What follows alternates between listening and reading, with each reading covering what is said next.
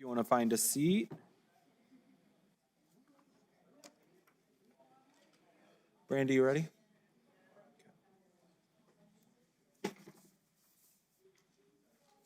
Okay, good morning, everyone. It is October 28th, and we're here for a regularly scheduled Board of County Commissioners meeting, and it is 9:01 a.m. I'm going to go ahead and call this meeting to order. First off is going to be our invocation moment of silence. If you all join me in that.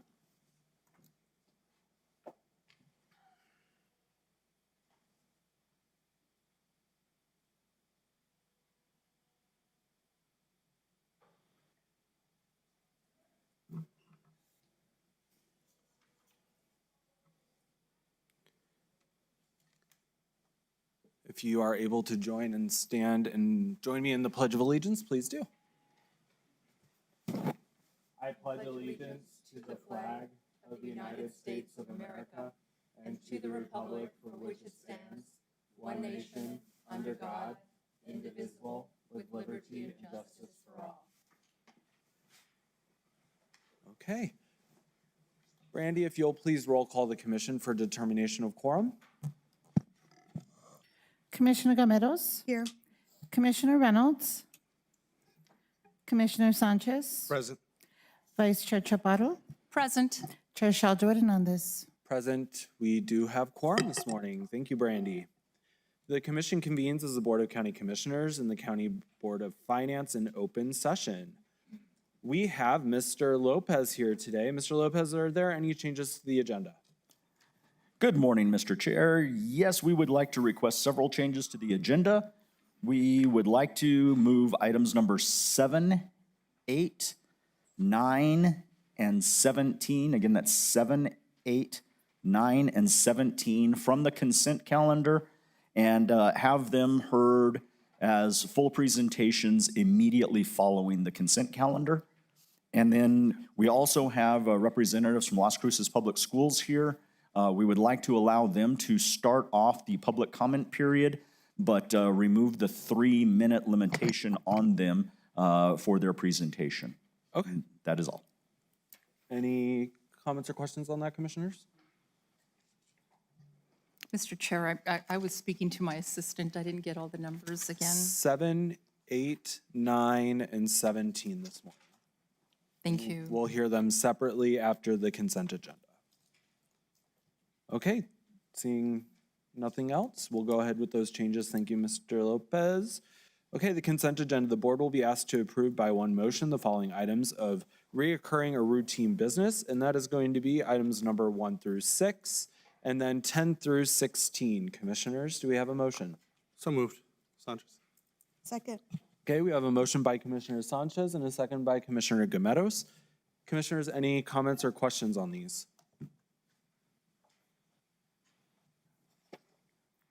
Seeing none, Brandy, go ahead. Commissioner Gameros? Yes. Commissioner Sanchez? Yes.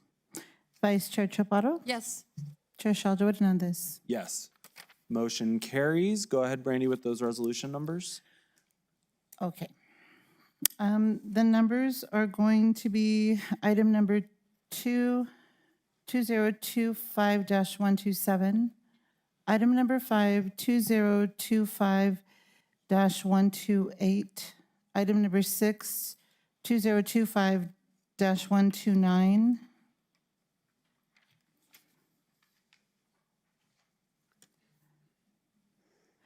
item number 12, 2025-130, item number 13, 2025-131, item number 14, 2025-132, item number 15, 2025-133. Thank you, Brandy.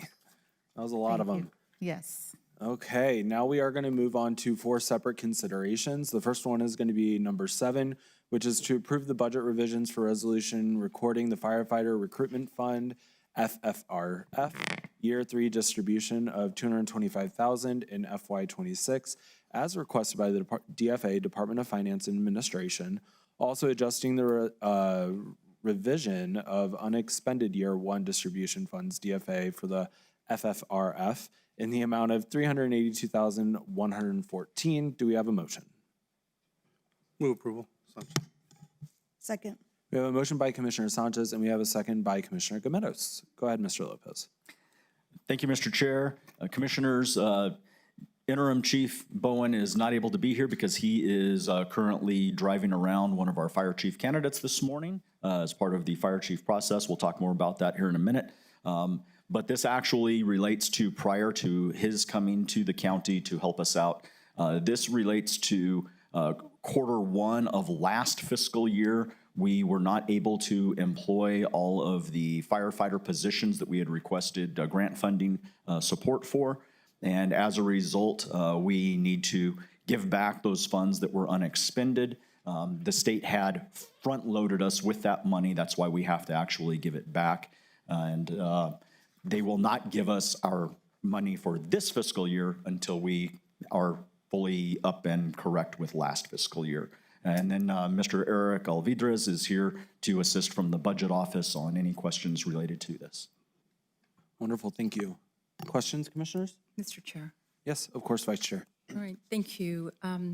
Mr. Lopez, you said that these monies were from Q1 of last year. So we are talking about January of 2024? Thank you very much, Vice Chair, for that question, for us to clarify it. We're actually talking July 1 through September of 2024. 2023. Yes, because it was FY20. Hold on. Let me make sure I'm getting the, see, we're 25, that would be 24. Yes, so sorry. It was July 1 through September 30 of 2024, which was the first quarter of FY 2025. And this is where this money was not spent, the $500,000? Vice Chair, that is correct. And we're not able to hire any more firefighters with that money? Or within the last year, we weren't able to hire any more firefighters? Or what? And so just that the public is aware of what's happening, because we're putting things on the consent agenda sometimes that are just being pushed through, and then I don't know about the other commissioners, but I get questions about them and they've already been voted on. Thank you. Thank you very much, Vice Chair. That is correct. The terms of the agreement for this funding required us to have them employed during that fiscal year, and we did not have them. The academy did not start until October of 2024. And so we really lost that first quarter's ability to hire people on. They were ultimately hired on, but because we had no expenditures for that first quarter, we weren't able to utilize that funding that was made available. And there's no way to get around that? Ask for extensions? Madam Vice Chair, you are correct, because it was specific to that fiscal year. We are not, but they did allow us, it's a carry-on year to year. So that is why they will give us more money for this fiscal year, but not until we are square with last fiscal year. And so how much money will we be anticipating this coming year for the new fire chief? I need to actually turn over now to Mr. Alvidrez to see if he has that answer. Thank you.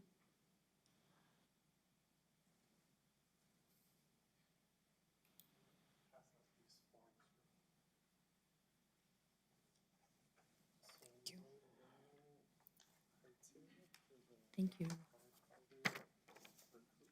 Thank you, sir.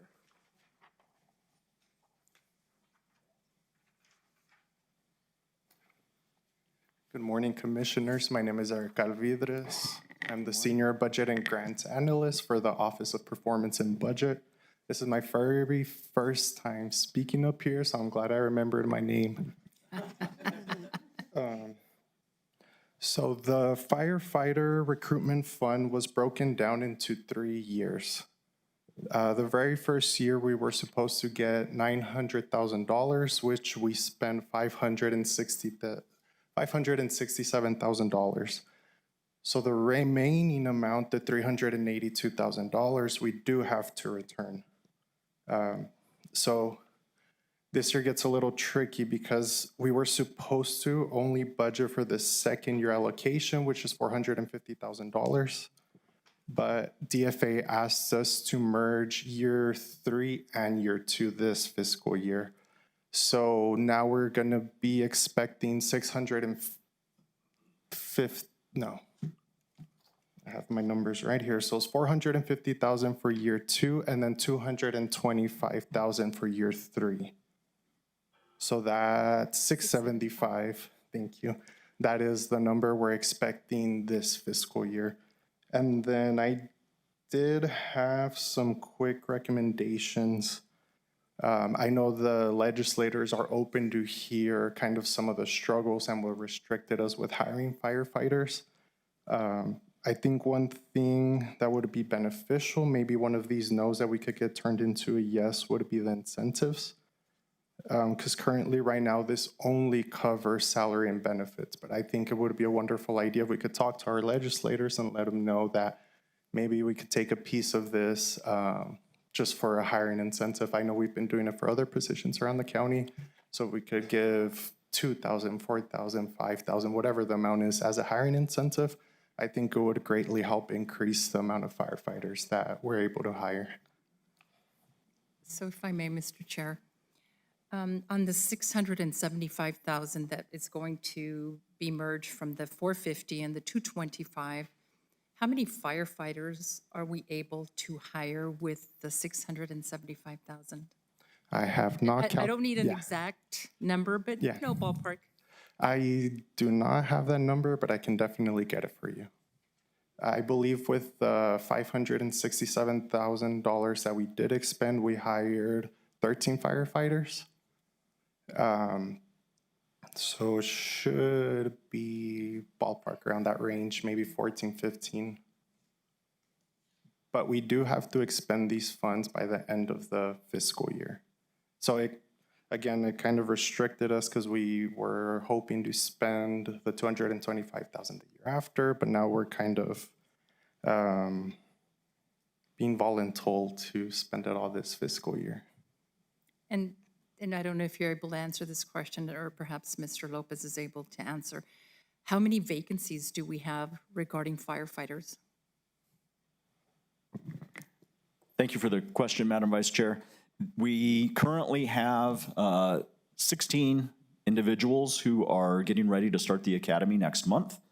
And that will actually align with the numbers that Mr. Alvidrez just shared with you. And then we have approximately 30 more vacancies. We have been struggling to fill all of our academy slots. That is not, unfortunately, unique just to our department.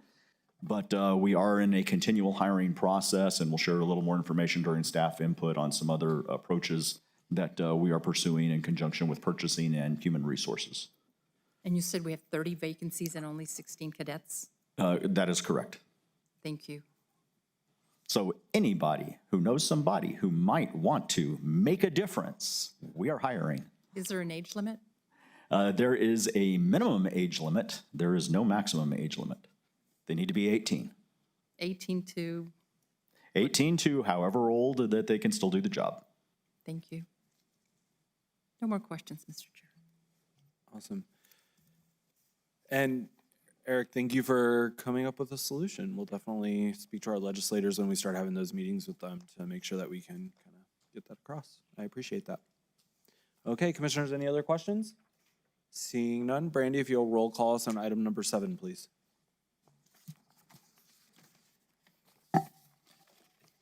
Commissioner Gameros, Yes. Commissioner Sanchez, Yes. Vice Chair Chaparro, Yes, Chair Shaljo Hernandez. Yes. Motion carries. Brandy, go ahead. The resolution number to item number 7 is 2025-134. Thank you. Okay, next up is item number 8, which is to approve a resolution for the paving of roads under Initiative 4. The proposed initiative consists of reconstruction, rehabilitation, paving, reconstruction, and construction of several county roads paved and unpaved, and several non-county paved roads, or non-county paved and unpaved roads. Approve the associated budget revision and budget resolution allocating the remaining $847,374.91 from general funds reserves. Commissioners, do we have a motion? So moved. Second. Okay, we have a motion by Commissioner Gometos, and we have a second by Commissioner Sanchez. We also have Mr. Sombrano here. Commissioners, questions? Mr. Chairman, if I may. course. Mr. Zambrano, I know one of the requests that I made was trying to get Mescalero Trail added to the list. It's not a long street, but one of the issues we have is whenever it rains, it's consistently getting washed out.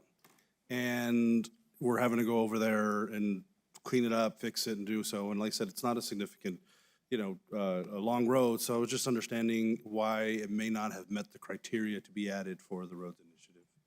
Because there were other roads in that same subdivision that were included, but in particular, Mescalero Trail was not. Yes, sir. So that road has a drainage problem, as you know. There's nowhere for that water to go. So it would be a difficult engineering to get the water off that road. And so that's how come we decided that it would be difficult to take that road on because of all the drainage issues and the way the houses are built at the cul-de-sac, there's nowhere for that water to go. Is there anything that we can possibly look at in the future? I think one of the, it's, like I said, unfortunately, I'm assuming when the plat was approved and it was built, this was probably an unforeseen issue. Just trying to figure out how we might prevent that from happening or at least mitigating some of that, because like I said, it seems every year we're getting calls over to Mescalero Trail and asking for assistance. So just wanted to see what we may be able to do, even if it's not necessarily added into the roads initiative. Just trying to see if there's a potential solution we might be able to figure out in the future for those residents. Yes, sir, we can take a look at it, especially when the new county engineer comes on board. I'll inform him of it and see what he thinks or she thinks.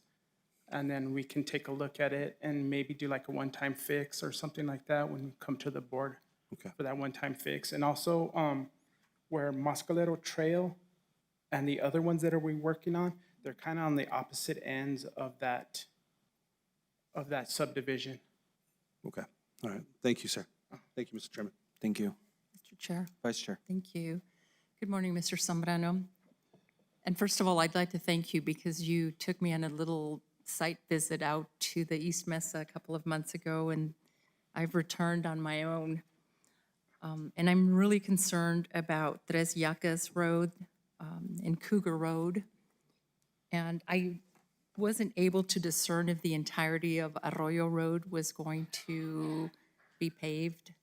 And I'll tell you what I find very concerning, and I spoke to Mr. Lopez about it. I was coming down Coyote Road, and it was after some rainfall, and the potholes weren't just 6 inches deep, they were about 3 feet deep.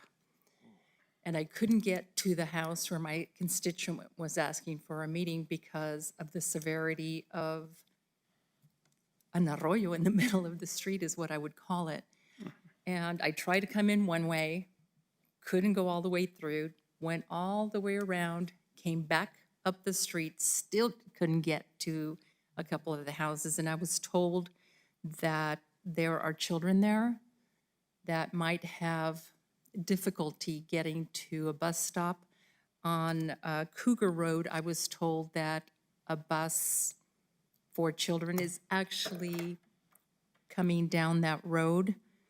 And I would like for us to take a look at it and see what we can do, because if we're affecting children's ability to attend school or get to a school bus, and I just couldn't believe how deep those potholes were. And I just can't even see a fire truck coming in when you have a pothole that is that deep and full of water and maybe this wide. Chair, Vice Chair Chaparro, what we're doing on the ones that we have utilities on is a one-time fix. something similar to what we did in Vado during the emergency.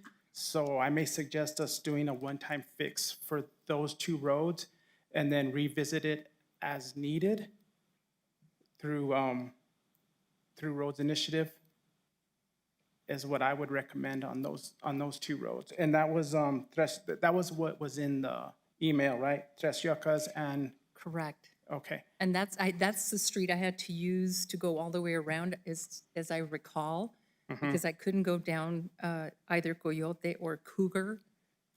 The washout was just so terrible, and there's so many houses in that little area.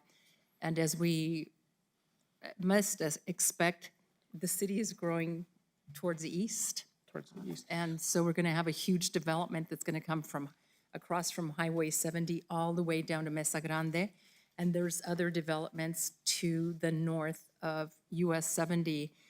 And so I'm not asking for a quick fix right now.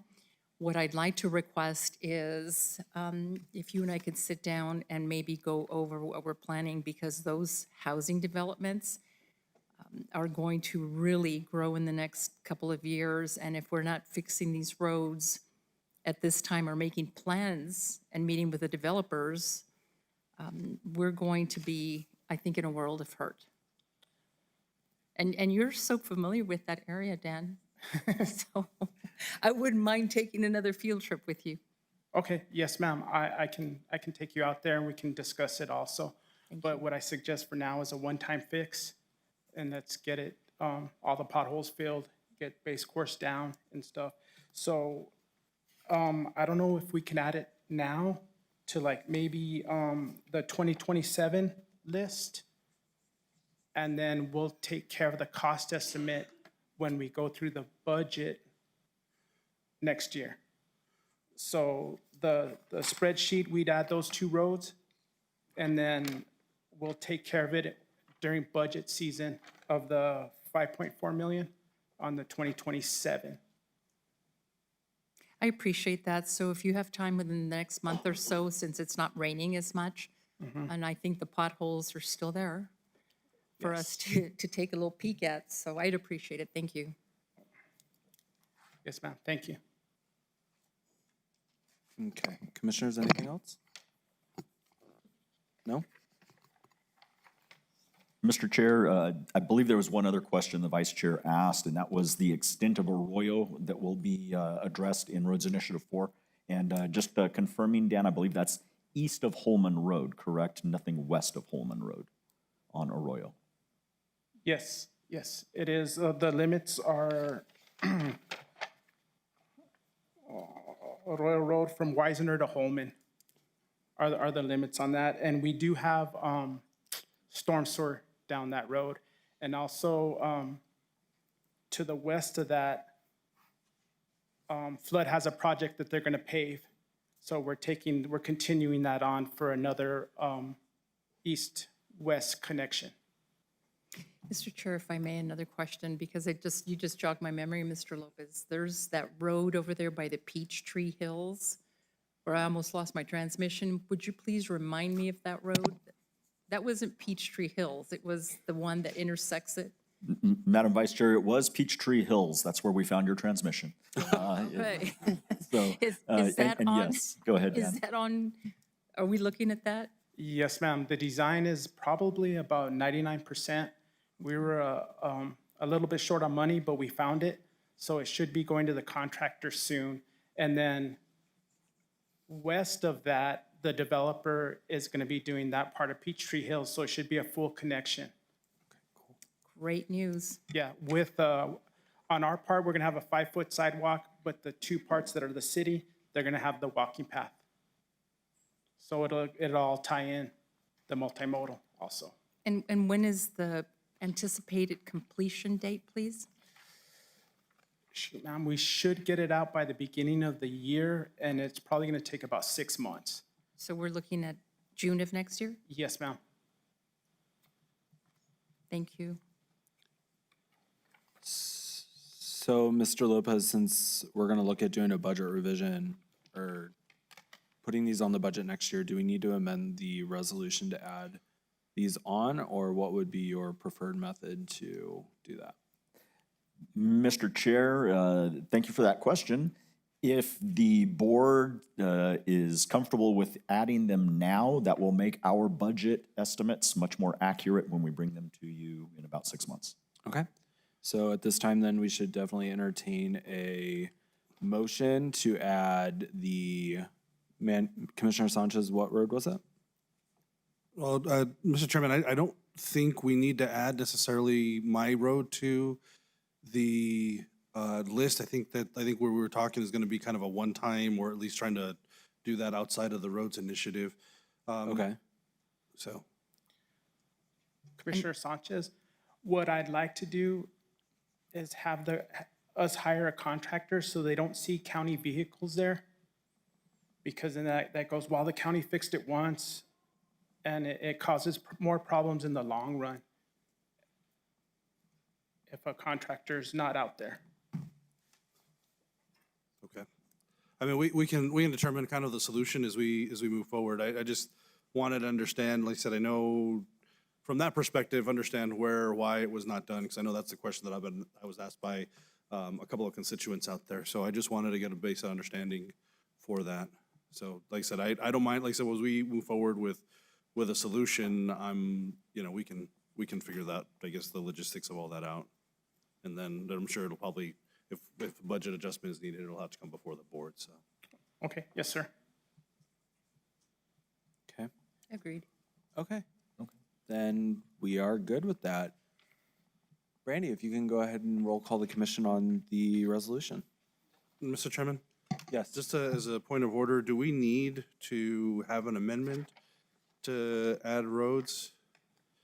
And I guess the other question would be is if we add it to the list, because we have a budget estimates on in the appendices, do we need to just note it as TBD or something for that nature until we know? That was going to be my only question. So I know, not necessarily against adding the roads. I just wanted to know if we need to make an amendment in how we note it or such. Mr. Chair, Commissioner Sanchez, it is your preference. I think the Public Works team has noted the issues that were raised by both yourself and the Vice Chair. So they'll be prepared either way. Okay. And I mean, if we can have an amendment, then that way we can add those roads, Madam Vice Chair. Okay, And I'll second the motion when you're done. Certainly. If I may, Mr. Chair, yes. I'd like to amend the motion to add Tres Yacas, Cougar, and whatever is left of the Arroyo Road. And I've been assured that Peachtree Hills is good, so I don't need to add that one. And then Commissioner Sanchez, the name of your road? Oh, like I said, I don't know, do we need to add it on this or? Okay, sure. It's Mescalero Trail. Mescalero Trail. Thank you. I'll second the motion. Okay. And we wrote those down? We're good? Okay. Any comments or questions on the amendment, commissioners? Seeing none, Brandy, go ahead and roll call the commission on the amendment. Commissioner Gomeros? Yes. Commissioner Sanchez? Yes. Vice Chair Chaparro? Yes. Chair Shaldo Hernandez? Yes. Motion carries. The amendment is good. Now we're going to make a roll call on the amended motion. Commissioners, any comments? None? Brandy, go ahead. Commissioner Gomeros? Yes. Commissioner Sanchez? Yes. Vice Chair Chaparro? Yes. Chair Shaldo Hernandez? Yes. Motion carries. Go ahead on the resolution number, Brandy. That item does have two resolutions. Those numbers are 2025-135 and 2025-136. Awesome. Thank you, Brandy. Next, we do have item number 9, which is to approve a resolution for the adoption of private roads in Doña County. Commissioners, do we have a motion? So moved. Motion by Commissioner Gomeros, Second. second by Commissioner Sanchez. Commissioners, Mr. Chairman, 100% behind having the criteria. I just wasn't sure if we've had full discussion and understanding of us going through this and if this was the right criteria. I think we had previous discussions, but I don't really remember, and maybe I'm wrong, I just don't feel like we had a thorough discussion about the criteria that's being presented to us. And so I think that was my only concern or question when we were discussing this is, do we have an understanding of what the criteria is for adoption or the way we're going to be evaluating roads, and is this acceptable for us? I think those are great questions. I do know that this was a subject on a work session.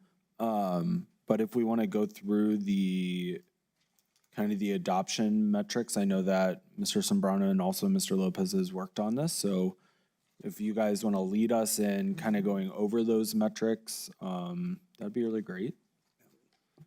And I don't mind at least sharing for the public and for the commissioners, when we're looking at, this is page 225 of the agenda.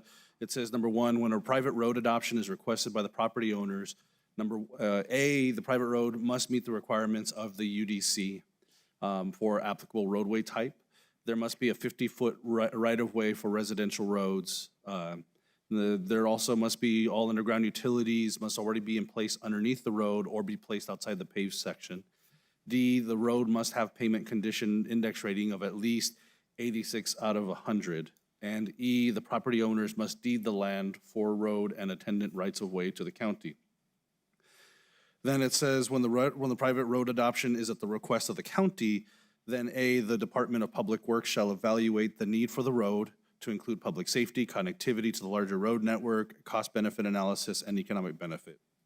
B, a recommendation shall be made to the county management to include the estimated cost for land acquisition, road development, paving, and the benefits to be realized from the adoption of the road. And C, the county manager shall evaluate the recommendation and notify the BOCC of the request and provide final recommendation to the management, or from management, sorry. So so there's two different options you can go. If it's coming from a property owner, that's one way. If it comes from us at the county, there's a different way.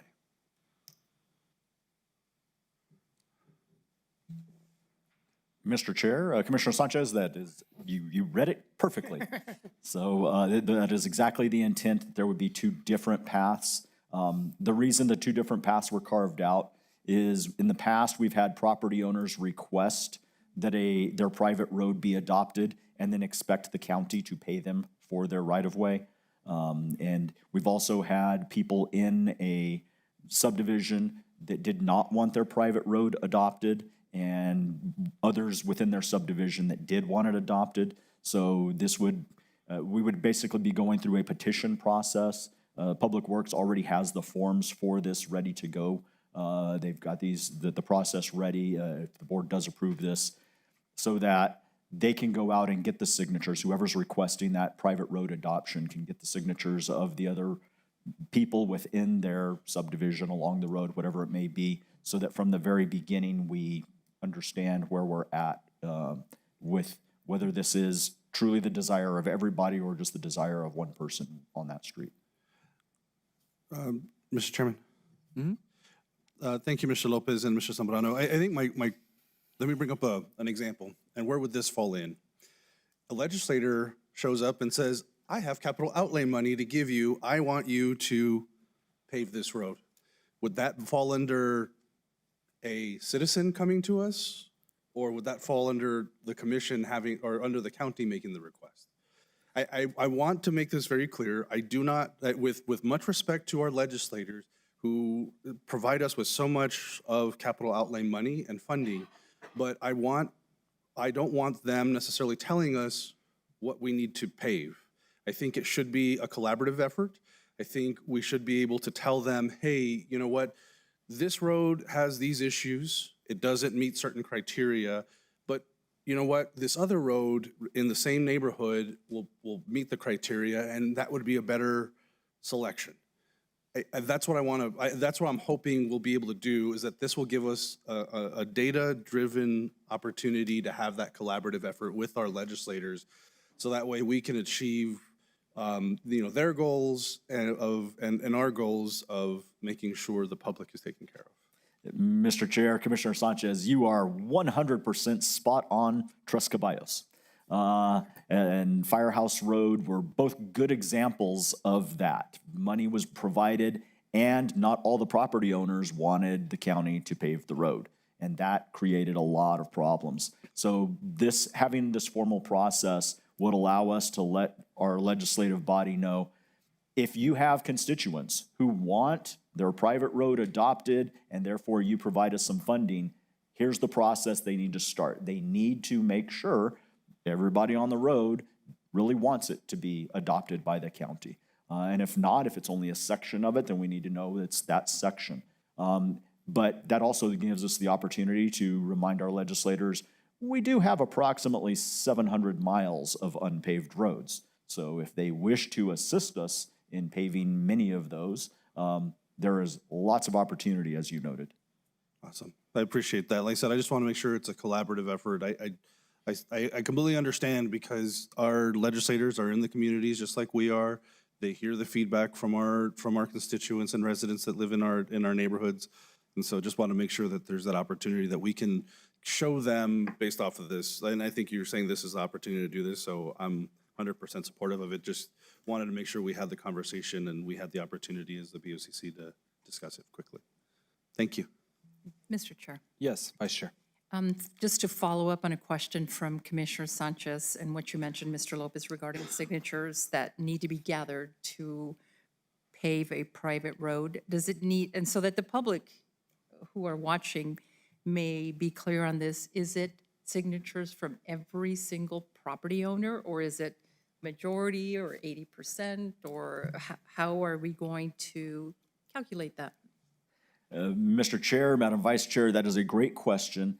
And that will end up being something that would likely come back to the board if it's not 100% of the property owners, because it would require the board to authorize condemnation against a property owner that does not want to sell.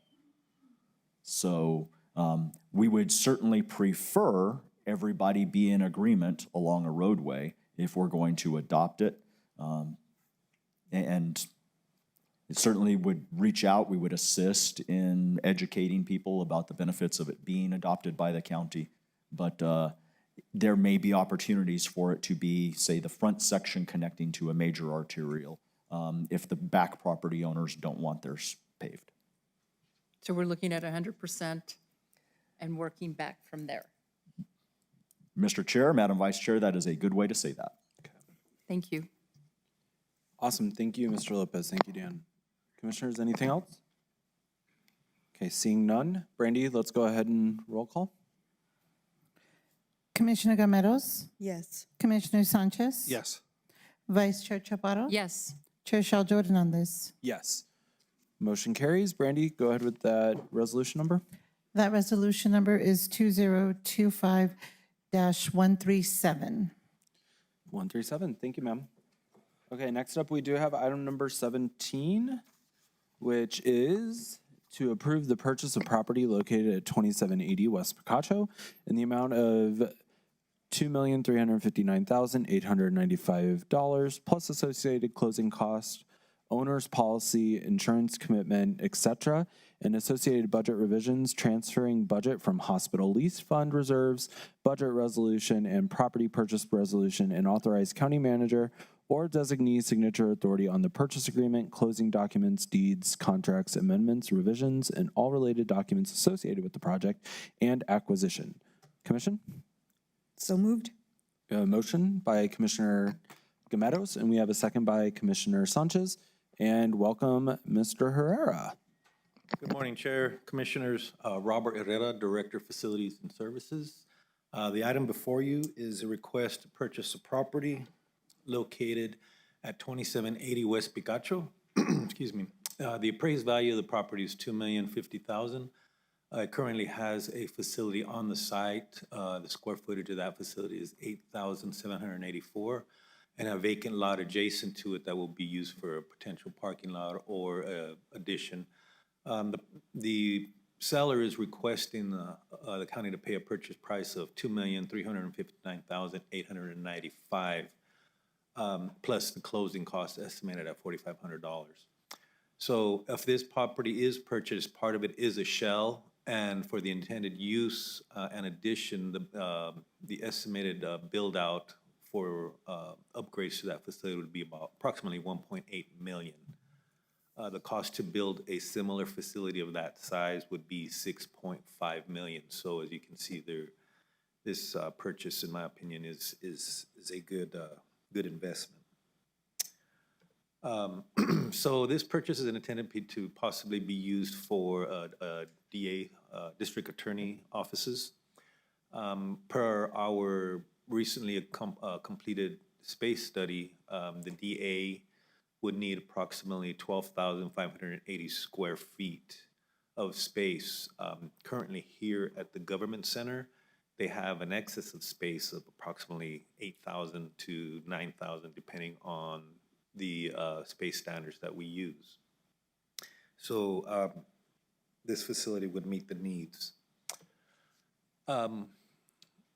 So the site would need an addition in the future. These are some possible scenarios of an addition of a 5,000 square foot addition. Option one would be in the front parking lot to the south of the existing facility. Option two would be to the east into the adjacent land. The total square footage of the new facility would be 13,784 square feet, which is adequate for the DA space with a little bit of room for growth. And the addition would be an estimated cost of $3.7 million in today's dollars. We did look at other sites just to see if there was any other feasible locations. We did look at 717 North Main, which is also known as the Old Shook Tire Facility. That facility is approximately 12,000 square feet, but it is dated and uninhabitable. There would need to be extensive renovations to that facility, so the recommendation would be to go ahead and just demolish it and start new. So the appraised value for that site was $360,000. The purchase price would be requested from the owner was $850,000. And then we would need a demolition cost of $630,000 as an estimated demolition cost. If we were to expand in that facility, we would need to relocate a ponding area, which we found a suitable location on Lucero Street, shown there. That lot can be regraded to accept the runoff for that current ponding. And that appraised value was at $140,000. We have not approached the owners of that, but we did get it appraised for the potential purchase. We also looked at expanding here at the current government center. So a new addition, we would look at, 13,000 square feet to 15,000 square feet just for some growth. The footprint, it would look similar where that green square is on the north lawn. The estimated construction cost for a facility that size, depending on what we put in it, would be $9.75 million to $11.25 million, with some design fees of about $877,000 to $1 million, again, depending on what we put in there. So a total project cost for an addition of that size would be $10 million. 10.6 to 12.25 million. So at this time, I will entertain any questions on this item. Mr. Chair, Yes, Commissioner. thank you. Vice Chair, sorry. I was writing really fast, Mr. Herrera, and I'm not certain that I got all the numbers correctly. So when I spoke to Mr. Lopez at Agenda Review, I was told that the property at Shook Tires was unacceptable because it was over the appraised value, but we're also looking at paying money over an appraised value at the site on Picacho. So quickly adding up numbers without a calculator, we have the price of $2,359,895. And then you mentioned 1.8 million for the build-out. Am I correct on that? Madam Vice Chair, that is correct. All right, and so what does that build-out include? So that would, approximately a third of that property is what's called a shell. There is nothing in there but bare wall and a dirt floor. So we would have to build out, depending on what we want in there, we'd have to build that out. And then the other 2/3 of the facility is already built, but it's an open space, so we would have to reconfigure either some offices, build some conference rooms, systems furniture. It would just be built out to meet the needs of the DA if we so choose to relocate the DA to that space. So at present, would you go over with me the square footage that the district attorney is utilizing in this building? So per the space study guidelines, the DA space would need, with the current FTEs that they have, would be 12,580 square feet. The area that they inhabit right now, because they're kind of spread out, it's hard to say exactly how much they're using.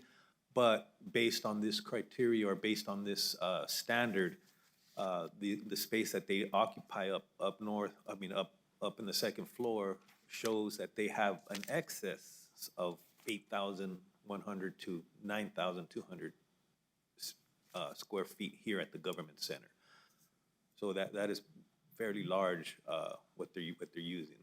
I can do the math really quick. So they're probably losing about 22,000 square feet upstairs. All right, so if we add the 1.8 to the 2.3, we get 4,159,000. And then there was a 3.7 million figure that was tossed out there, and I just wrote it down, but I wasn't sure what that was. Yes, 3.7 million would be to add an additional 5,000 square feet Thank you. to that facility. So then if we all add all of that up, we're close to $8 million. But if we need to retrofit it to what the DA's office is needing, how much additional money will that be? Because we're already at 8 million. Actually, Madam Vice Chair, the build-out cost estimate of 1.8 million includes meeting the needs of the DA. So it'd be a total facility cost of the three numbers that you added up. Okay, so meet the we're at needs 8 of the- million. Okay, we're at 8 million right here. Another question, how many cars can be parked in that parking area? I don't know how many employees the DAs have. Haven't been there probably in 2.5 years, so I don't know how many employees Mr. Macias has, but I would estimate maybe 80. And we have Mr. Gooden up here, so maybe I can ask him the question, but unless you know, Mr. Herrera. Chair, Madam Vice Chair, so it's hard to determine how many parking spaces we can fit in that vacant lot because we need to know how we're going to orientate the addition. Just looking at the lot to the south of that facility, you can see there's what, 1, 2, 3, about 30 spaces in front of that current facility, and you can kind of gauge it with the size of that other of the vacant lot. So you're probably looking at an additional 60, 70 spaces that could be put in there with that. Plus, there's some spaces to the south on that lower corner, the lower left-hand corner. Those spaces are also available to service that entire complex there. So, and I'm going to keep asking questions because I have a few, and so thank you for your patience on that. I am aware that this building has the ability to be built out to the north where this grassy area is, because originally it was designed for that growth. And thank you for pulling that up so that we can see it. And so if this building is to be built out to the north in that grassy part, Number one is how many square feet will we gain at the government center? And number two, what do you think the cost would be? Madam Vice Chair, so knowing that the DA needs approximately 13,000 square feet with anticipated growth, I would recommend that that new addition be at least 13,000 square feet up to 15,000 square feet of additional space. That square there that highlighted is 15,000 square feet. It is accurate. It is scaled off. So that's what the footprint would look like of a 15,000 square foot facility. In today's construction dollars, from what we've seen coming in from recent projects, you're looking at about a $750 square foot cost. So again, depending on what we put in there, I would estimate that from 9.75 to 11.25 million just for construction, plus an additional 877,000 to $1 million in design fees. So it would be a total project cost of about 10.6 to 12.25 million. Thank you. So what if, and I've heard from Mr. Lopez and I've heard from Mr. Andrews that the government center is running out of space. Thus, the move for the flood commission that I was aware of just recently. And now we're looking at possibly moving the district attorney as well. Wouldn't it just make sense to make the government building bigger, plan for the future, use today's dollars instead of thinking, okay, well, we can build in 5 to 10 years and it's going to cost us twice as much, and have a building where citizens can come and get all the services they need without having to pop across the street down to downtown or wherever our flood commission is going to be. To me, if we're going to be spending a little over about $8 million on a property that is not, it's a shell, and it's not going to be part of the government center, and we're going to have to retrofit it. To me, it makes sense if we have property available here to build out at today's dollars, and it's going to be a couple of $1 million more, but it's going to serve the needs of our constituents now. And if we need to expand parks and facilities, Mr. Herrera, we're not going to put you over there off of Roadrunner Parkway in some office where constituents can't find you. In my opinion, to build out the government center as was afforded in the design plans years ago, I mean, it would not only service our constituents, but also our staff. And then looking at Shook Tire Company, real quick calculations as well. Is there any way to negotiate with that owner to bring down that price? Because you're saying it was appraised at $630. The owner, whoever the owner is, wants $850. And so we're looking at, you said 9.7 million for an additional how many square feet? Madam Vice Chair, so the purchase price is the negotiated price. That is the lowest this gentleman would go, the current owner. They actually wanted about 930,000. We did try to get him as close to the appraised value as possible, and the last offer that his best and final offer was for that $850,000. And I apologize, I didn't catch your second question. Certainly.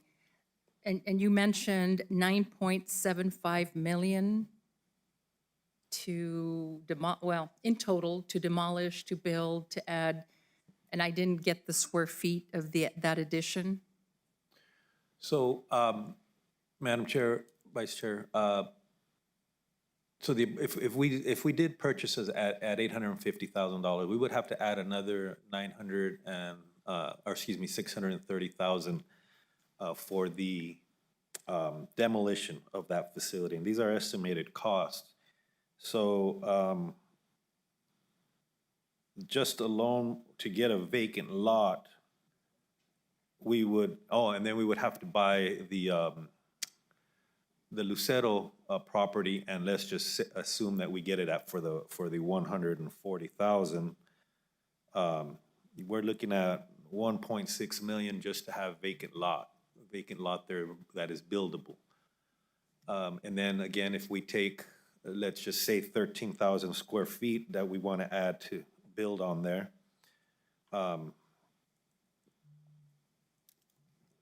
times $750 is what we're seeing in construction costs. We're looking at $9,750,000 for a building there. So plus the 1.6, you're looking at, 11.3 yes, ma'am. as opposed to 8, but we'd have a new building, parking's available. The DA is close to the courthouse. Constituents, victims of domestic violence, victims that have lost children to murder and everything else, it's right there. They can go to the courthouse. So are there any other options within the city that we could look at? And I'll tell you, because if we're going to buy a shell, to me, it makes more sense to either build out the government building, and in the future, if the DA has to move in 5, 10 years, then we expand. Or if we move the DA closer to the courthouse, and it would help them. And also, what kind of collaborations have you had with the DA regarding their needs and their opinion? Because, we're trying to move forward in a collaborative effort with our partners so that we understand each other and there's no misunderstandings regarding needs, misunderstanding regarding parking, misunderstandings regarding the space that those employees will be utilizing. Madam Vice Chair, I personally have not had any conversations with the DA. This information was strictly based on the space study. Our consultants did meet with the DA and get their space needs. If we were going to build a facility, we would engage with them for the design so they can, so they can meet their needs within the design parameters. And then as far as looking at other sites, these are the only 3 sites we have looked at. I did engage with the city of Las Cruces to see if they had any area in the downtown area, but I have not, our property manager has not heard back yet. We did look at a facility north of the district court office on Main. It's known as the old Dennison building. That one is for sale, but that one is a huge facility. It's over 20,000 square feet, so that would be way more room than the DA actually needed. We are also looking at the old county site where the old complex is now, that it's a vacant lot, and I think it's owned by the city. So we would be able to look at that, but I have not heard back from my property manager, and they have not heard back from the city yet, but we can continue to look if you do choose, if you would like us to. Thank you, Mr. Herrera. So let me see. You said adequate quarters for the district attorney, and so I'll share with you my concerns.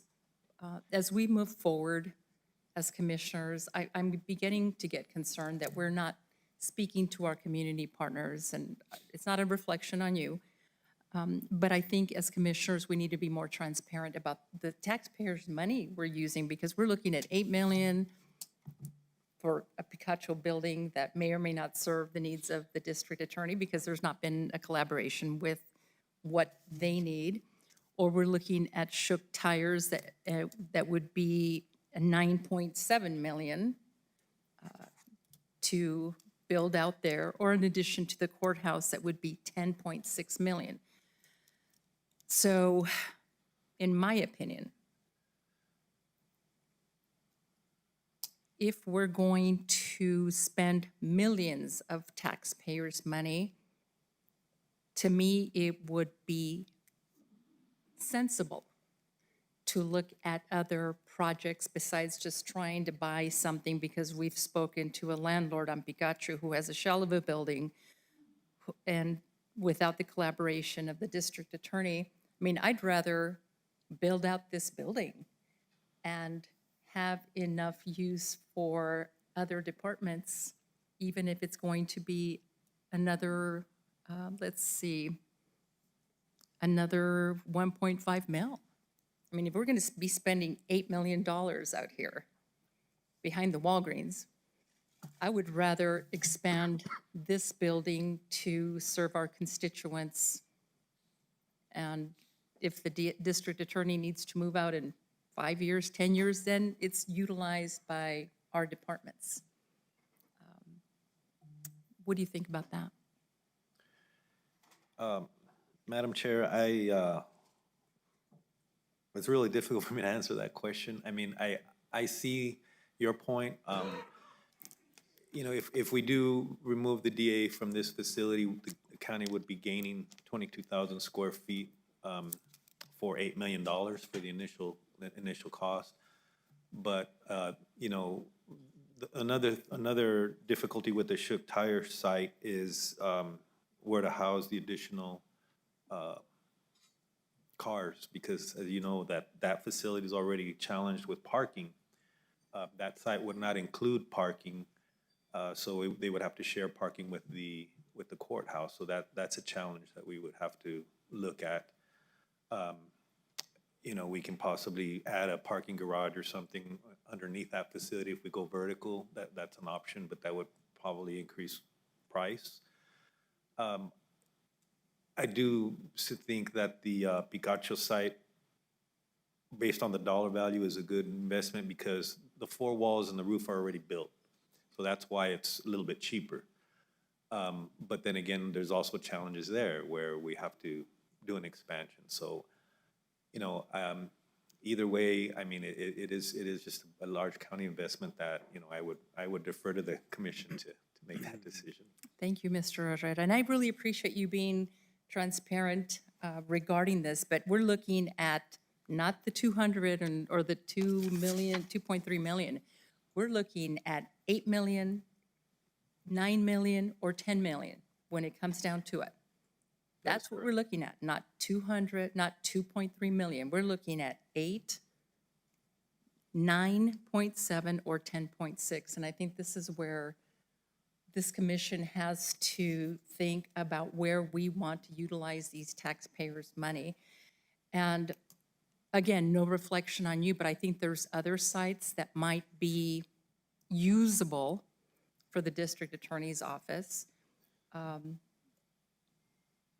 Where they are, I'm not sure. I'm not a realtor, but I've seen a lot of empty spaces throughout this city. As I drive home, there's strip malls that are empty, that are already built.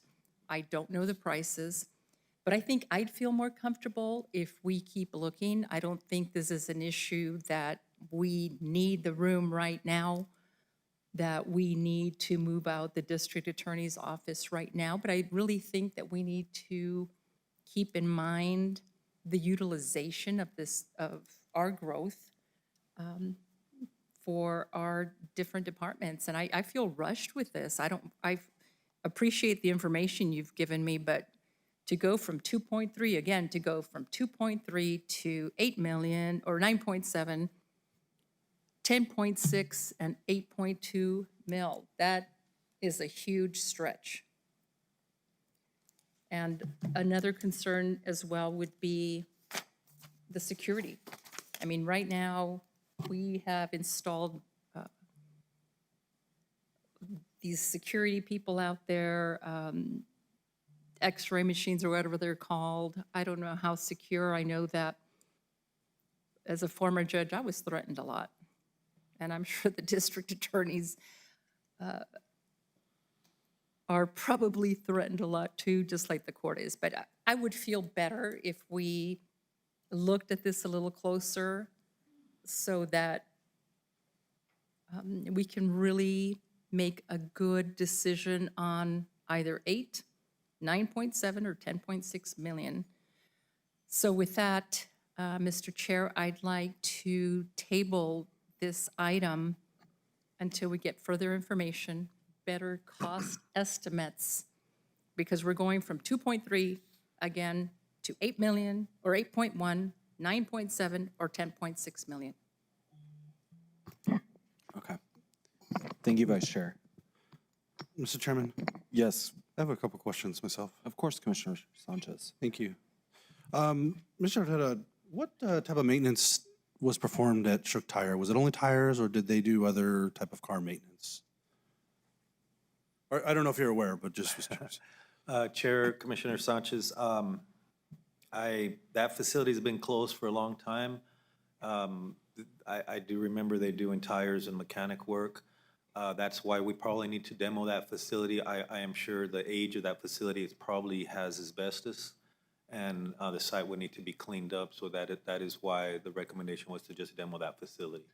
Thank you. And I think the reason I ask, and I think of our facilities on Griggs and our participation in the Griggs Walnut Superfund site. When we start getting into looking at some of these historic or properties that have historically done and utilized different types of chemicals, my concern is that one of the things that may not be included in your estimates for the Shook Tire is the potential for remediation, assuming that it's not, and that's on kind of a minimum. It could be a lot worse as you open up, disturb the property and so on. So I think while I agree with and understand the Vice Chair's desire to potentially have a property near the courthouse, I think that could potentially be a Pandora's box. And so that $9 or $10 million estimate that you had could significantly grow. And so, but until there's a full analysis, we won't know. And I think that's my concern with that. The other question I had, and I was kind of curious, is the site on Picacho, are we at all able to take advantage of the city's West Picacho MRA in building that out and the tax incentives that may come with that?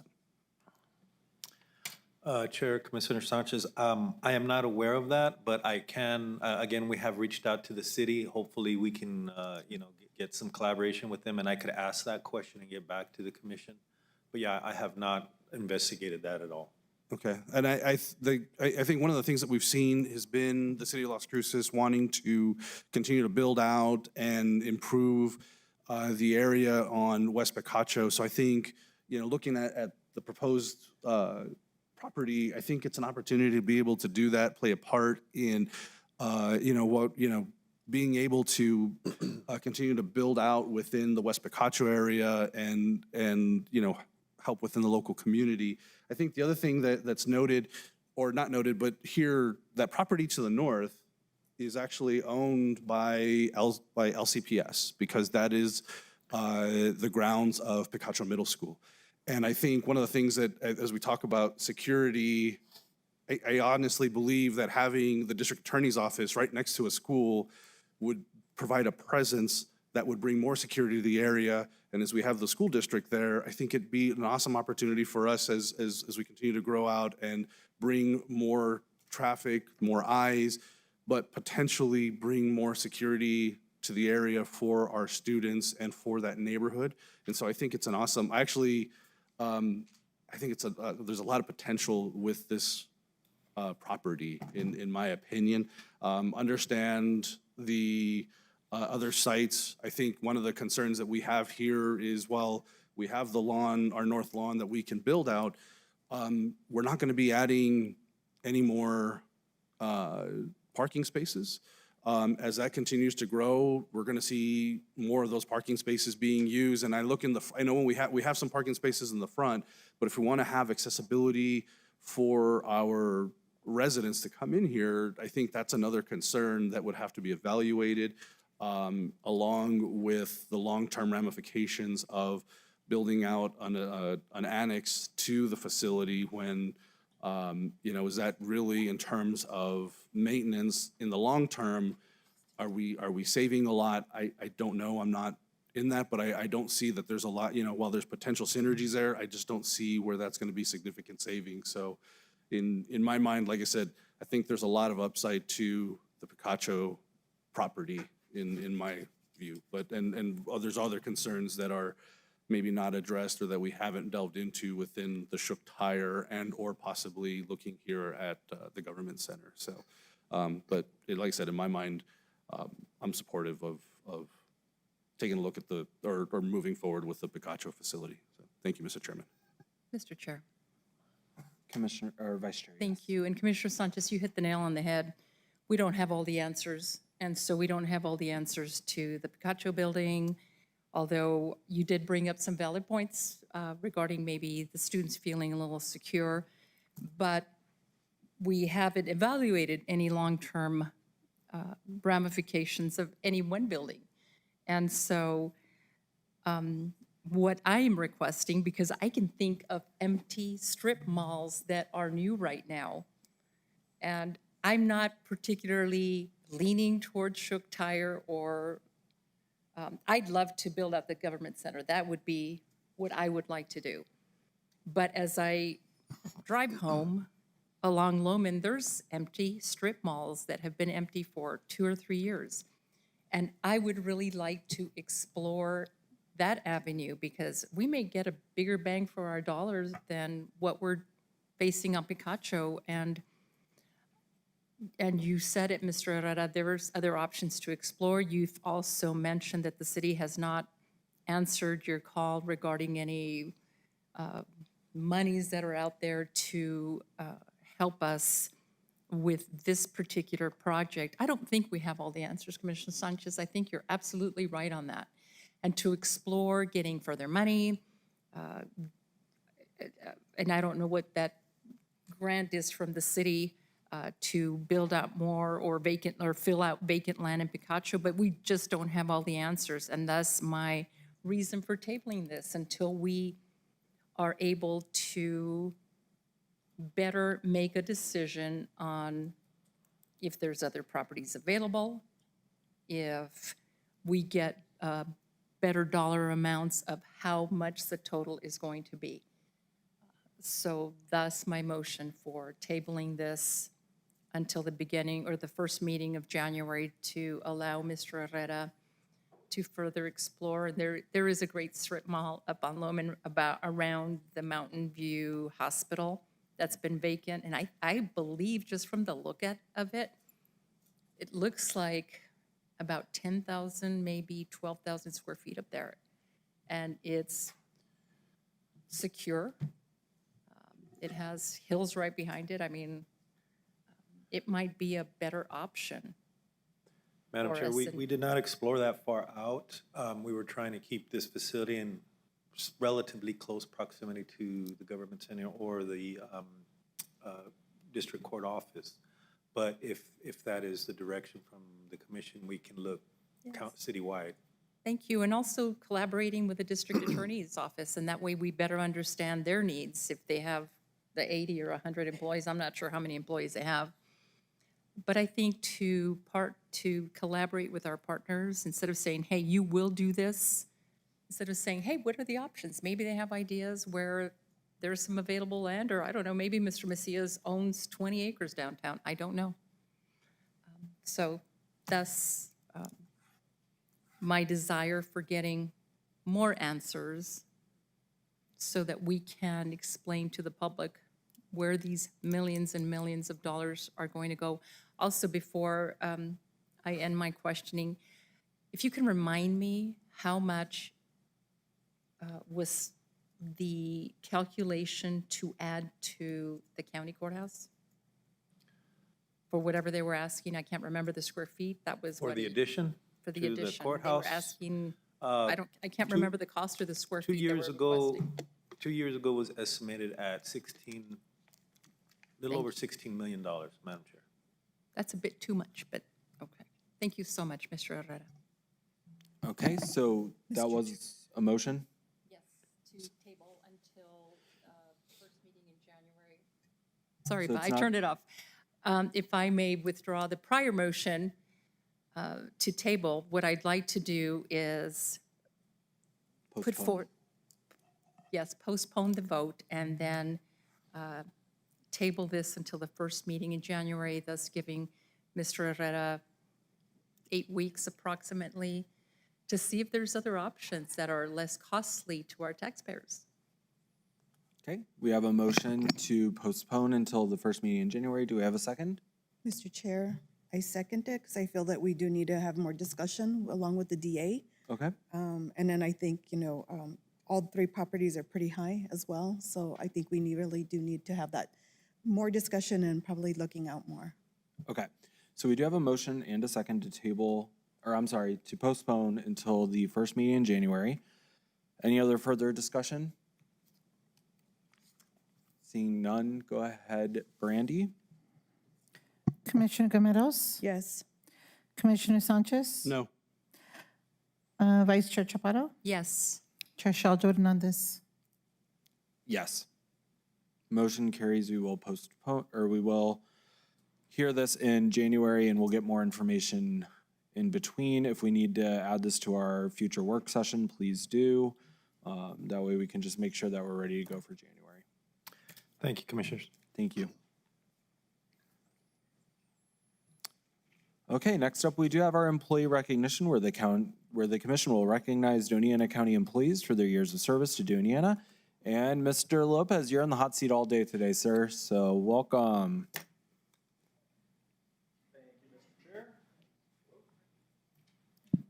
Okay, there we go. Thank you, Mr. Chair. We have two employees that we are recognizing for their anniversaries. Hold on just a second. Let me get my other sheet.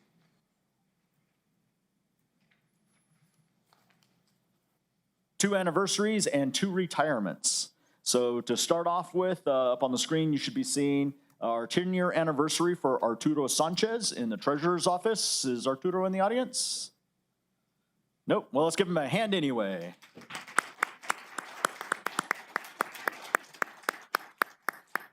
And for 15 years, Monica Cotto in our finance department. Let's give her a hand. And then we have two retirements. We're going to start off with Candido CJ Josso. CJ, are you here? Yeah. Yes, great. Come on up.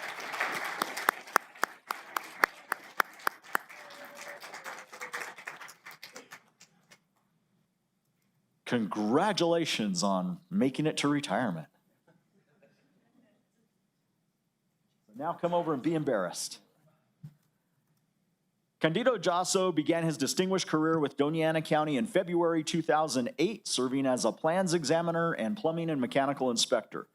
Over the past 17 years, he has dedicated himself to ensuring that both commercial and residential construction projects throughout the county meet the highest standards of safety, quality, and code compliance. In his role, Mr. Josso reviewed building plans with great attention to detail, confirming that each project complied with local, state, and international codes before approval.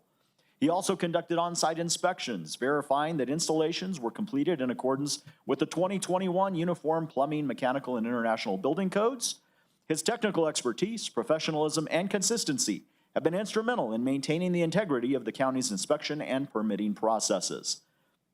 Beyond his professional responsibilities, Mr. Josso has been recognized as a dependable team member and mentor, always willing to share his knowledge and lend support to others. His positive attitude, sense of humor, and willingness to help have earned him the respect and admiration of his colleagues across multiple departments. Reflecting on his career, Mr. Josso takes great pride in his years of dedicated service and the many professional relationships he has built along the way. He deeply values the camaraderie and collaboration he has experienced during his time with the county and considers his coworkers not only colleagues, but friends. Outside of work, Mr. Josso enjoys spending quality time with his family, especially his 5 grandchildren. He finds great joy in teaching them life lessons and creating lasting memories through family activities such as fishing at the lake, camping, and hunting in the mountains. The holidays hold a special place in his heart as they bring his large family together to celebrate and enjoy one another's company. As Mr. Josso enters retirement, Doña County would like to thank him for his many years of dedicated service and wish him the very best in his next chapter of life and more water in the lake for fishing. That's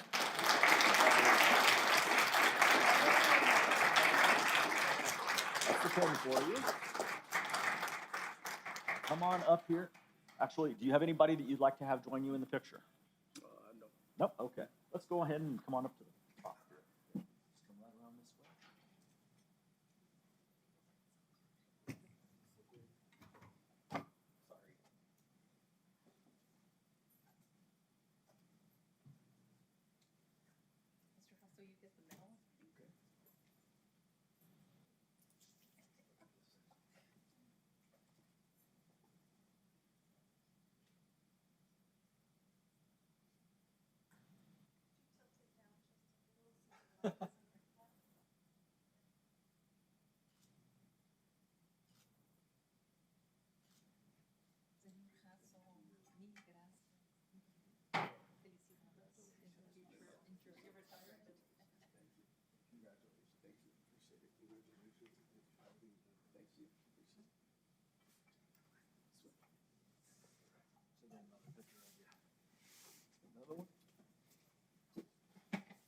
All right, and if we can have Deborah Sloan join us too.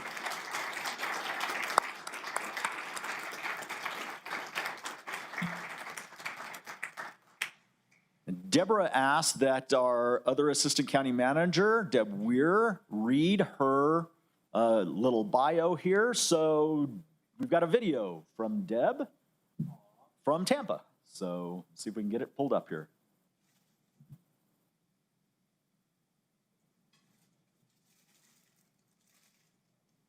To invite Deborah Sloan to join. Good morning. I'd like to invite Deborah Sloan to join us up at the front.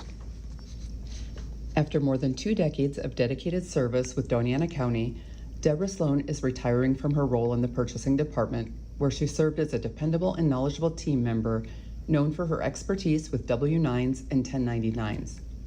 Deborah began her career with the county in August 2002 as an office specialist, later advancing to secretary in 2004. Over the years, she became a trusted resource within the department, ensuring vendor packets were processed accurately, W-9s were logged and filed properly, and vendor numbers were assigned correctly. She was always quick to make requested changes, update addresses, and respond to inquiries from different departments with efficiency and care. Her coworkers know her best for her attention to detail and her willingness to help others. Deborah takes great pride in teamwork, especially when large projects arise that require everyone to come together to get the job done.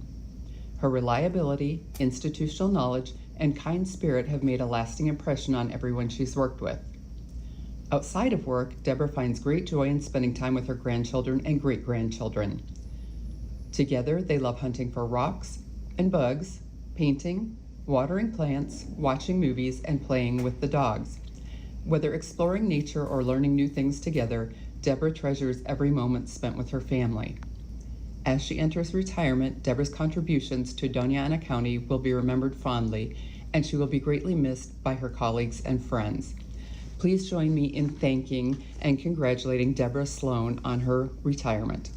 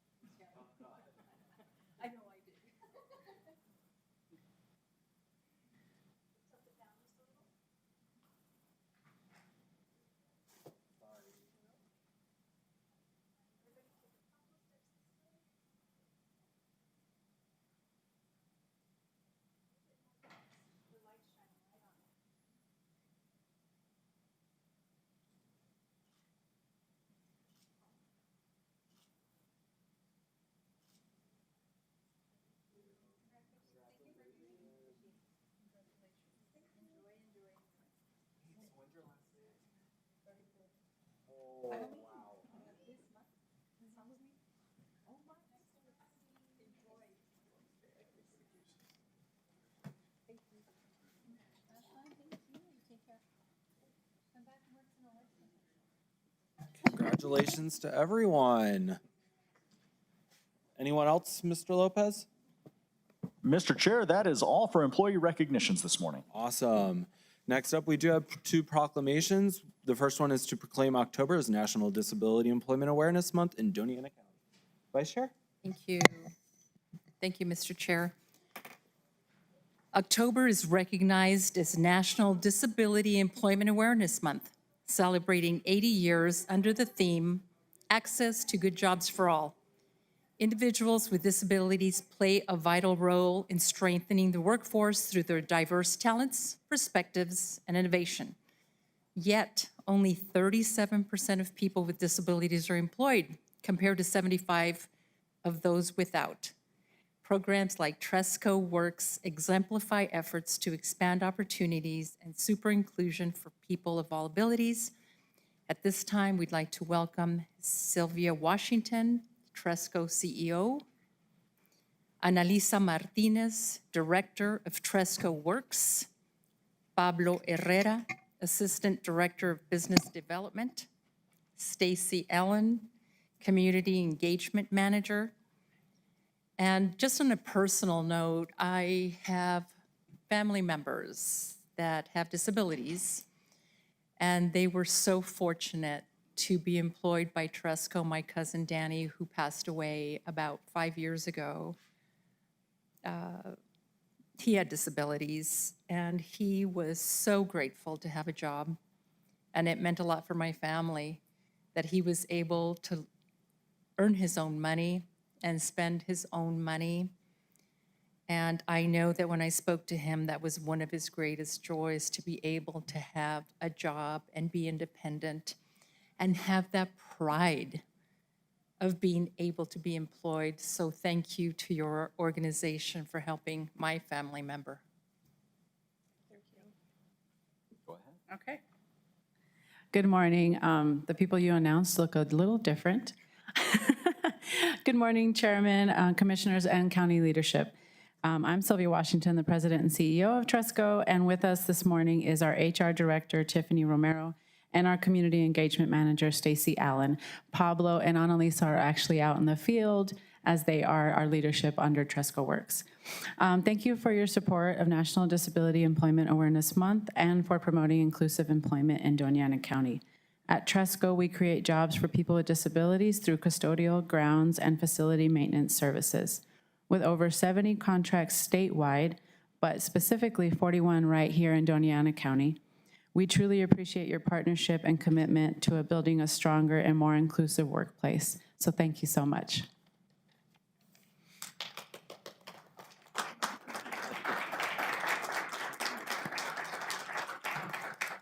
Mr. Chair, if I may read the proclamation.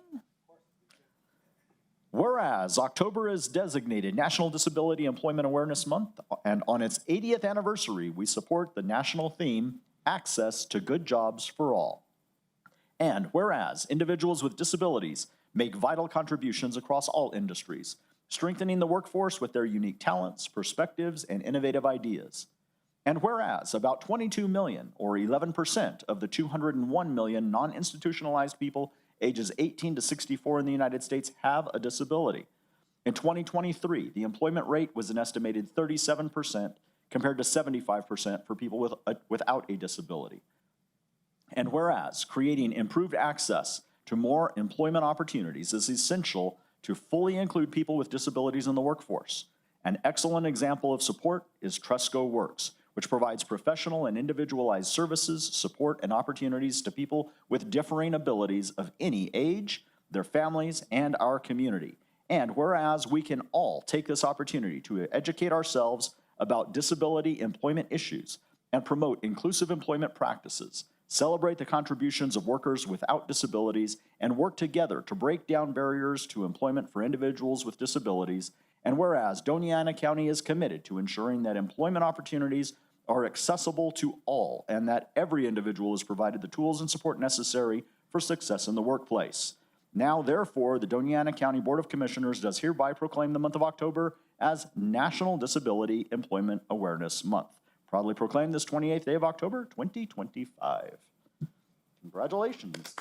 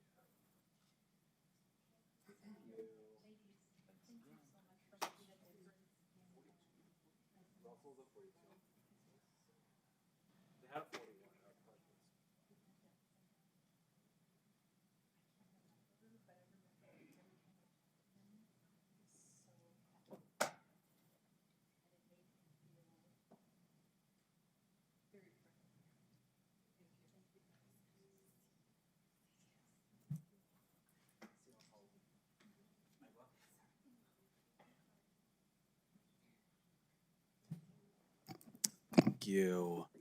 Thank you and congratulations. Next, we do have proclaim October 23rd, 2025 as Lights On After School Day in Doña County. So today we are proud to recognize Lights On After School Day in Doña County. After-school programs provide safe, engaging, and supportive spaces where our children can learn, grow, and build essential life skills. They also give working families peace of mind and strengthen our community. We're grateful for local partners like Boys and Girls Club of Las Cruces, Enrich the Kids, Cruces Creatives, the NMSU STEM Outreach Center, and others who help keep the lights on for our youth every day. Together, we celebrate their dedication and positive impact after-school programs have on our children and families. We would like to welcome Enrique Garcia with United Way of El Paso County and Sandra Day, Program Officer with the Paseo del Norte Health Foundation.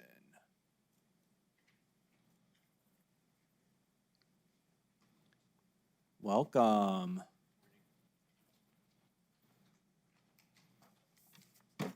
Good morning, everyone. My name is Sandra Day. I'm a program officer with the Paseo del Norte Health Foundation.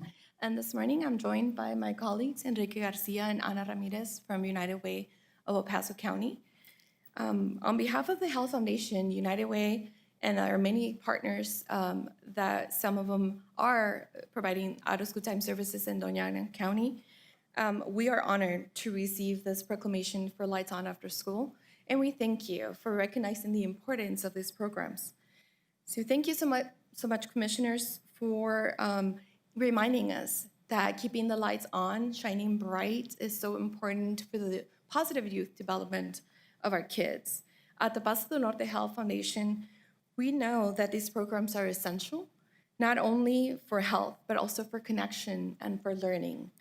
We know over the last 30 years, our foundation has invested a lot of money in programs that are so unique under the Healthy Kids Initiative and the Boost Network.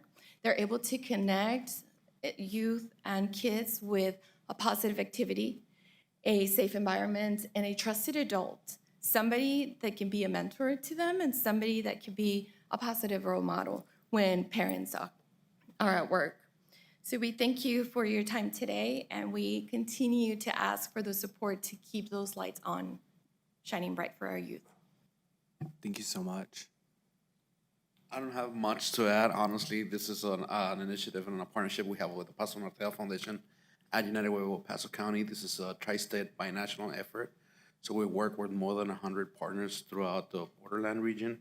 And this is done in English and Spanish, and we continue to support with opportunities and different access to resources throughout this Paso Norte region. So it's really humbling for you all to recognize this effort and for your continued support for after-school programming, and we appreciate you the recognition. Thank you. Mr. Lopez, go ahead. Whereas the people of Doña Ana County stand committed to quality after-school programs and opportunities which provide safe, challenging, and engaging experiences that help children develop social, emotional, physical, and academic skills, support working families by ensuring children are safe and productive when not in school, build stronger communities, fostering positive relationships by involving students, parents, business leaders, and volunteers, engage families, schools, and community partners in advancing youth welfare, and offer young people proven benefits in academics, social, emotional health, and overall physical well-being. And whereas after-school programs in the county continue to innovate with activities that strengthen social emotional learning, leadership, teamwork, and other essential life skills. And whereas the Paso del Norte Health Foundation celebrates 30 years of investing in health education and disease prevention through initiatives such as Healthy Kids in partnership with the United Way of El Paso County and the Boost Network. Whereas Doña Ana County is honored to be home to organizations that provide leadership in youth, health, and education, including the Boys and Girls Club of Las Cruces, Enrich the Kids, Cruces Creatives, Community Action Agency, the NMSU STEM Outreach Center, Friends of the Oregon Mountain Desert Peaks, and the City of Las Cruces Parks and Recreation Department. And whereas research demonstrates that young people who participate in after-school programs perform better in school, develop leadership skills, and are less likely to engage in risky behaviors. And whereas Lights On After School, the national celebration of after-school opportunities, took place on October 23, 2025, highlighting the importance of ensuring lights stay on and doors stay open for children after school. Now, therefore, the Board of County Commissioners of Doña County, New Mexico, do hereby proclaim Thursday, October 23, 2025, as Lights On After School Day. Congratulations.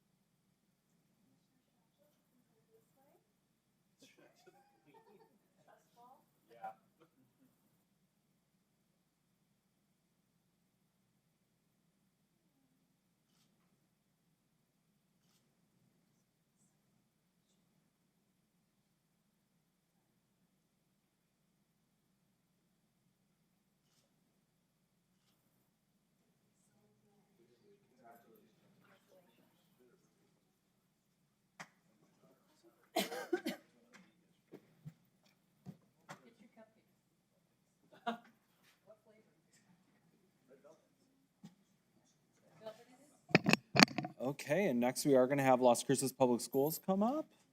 Sorry to keep you all waiting.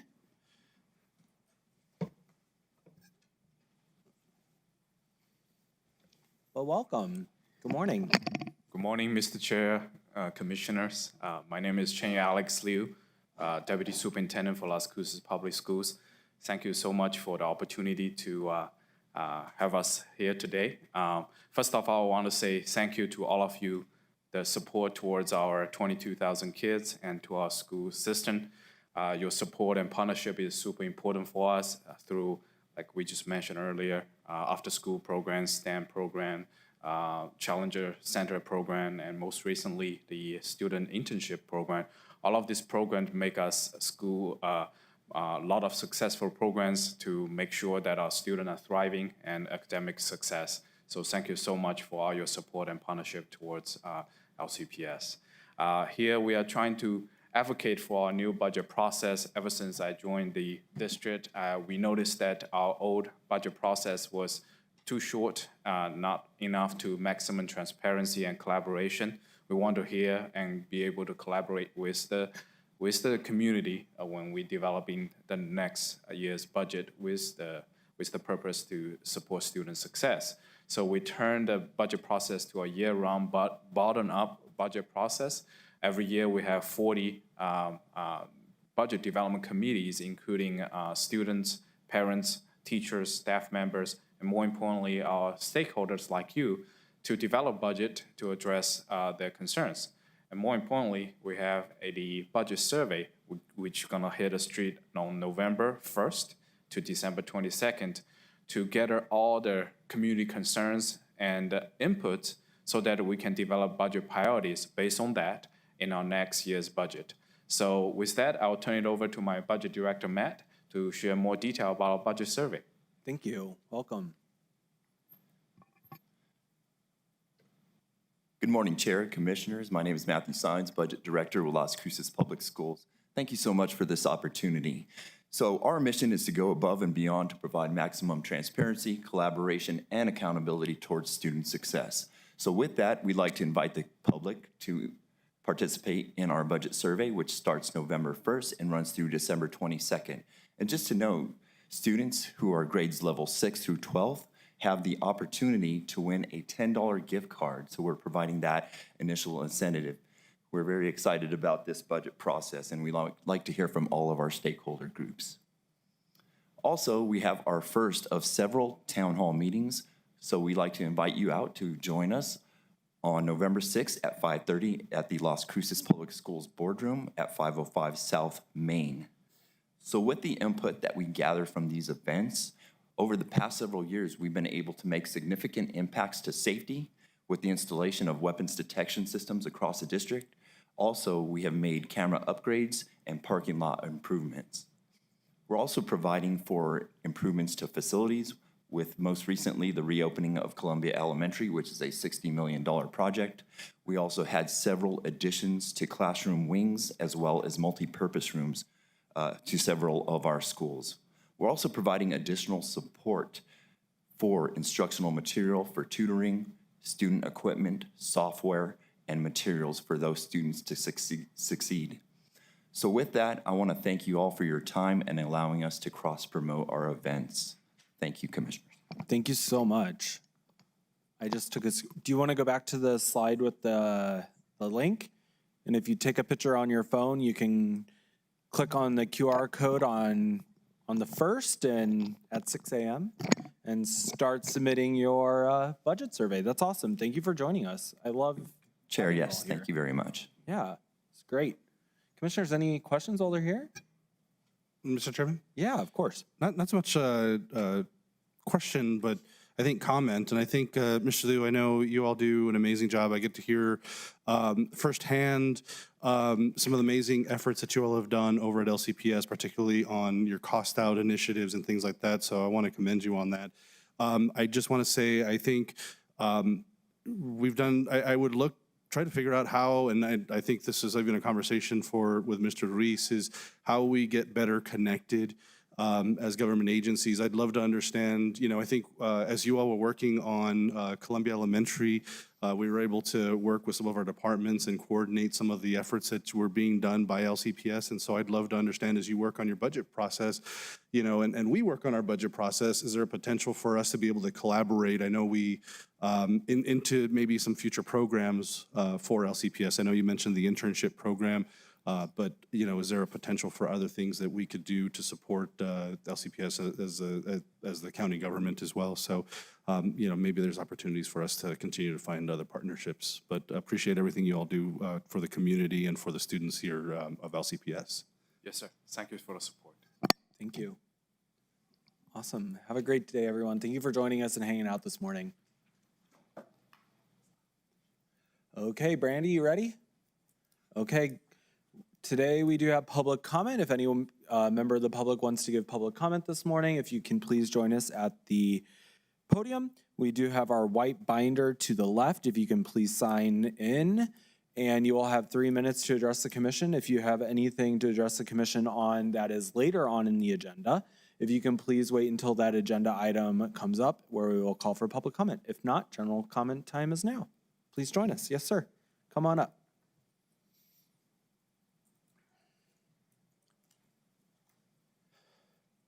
My name is Rod Gajewski. I live at 4420 East Winchester Road.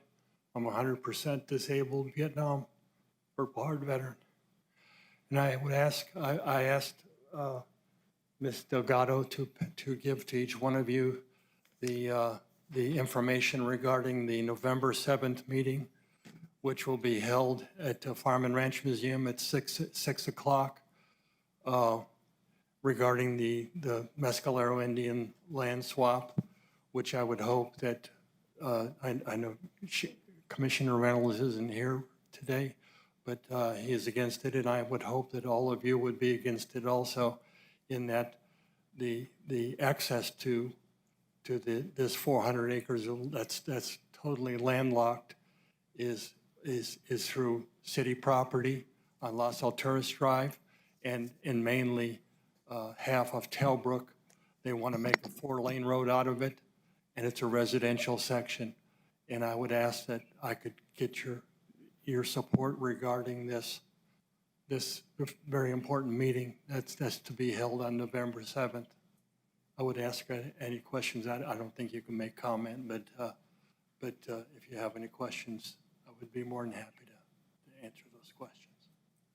Thank you, sir. And if you sign in the book with your contact information, if any of us need to contact you, we would have that then.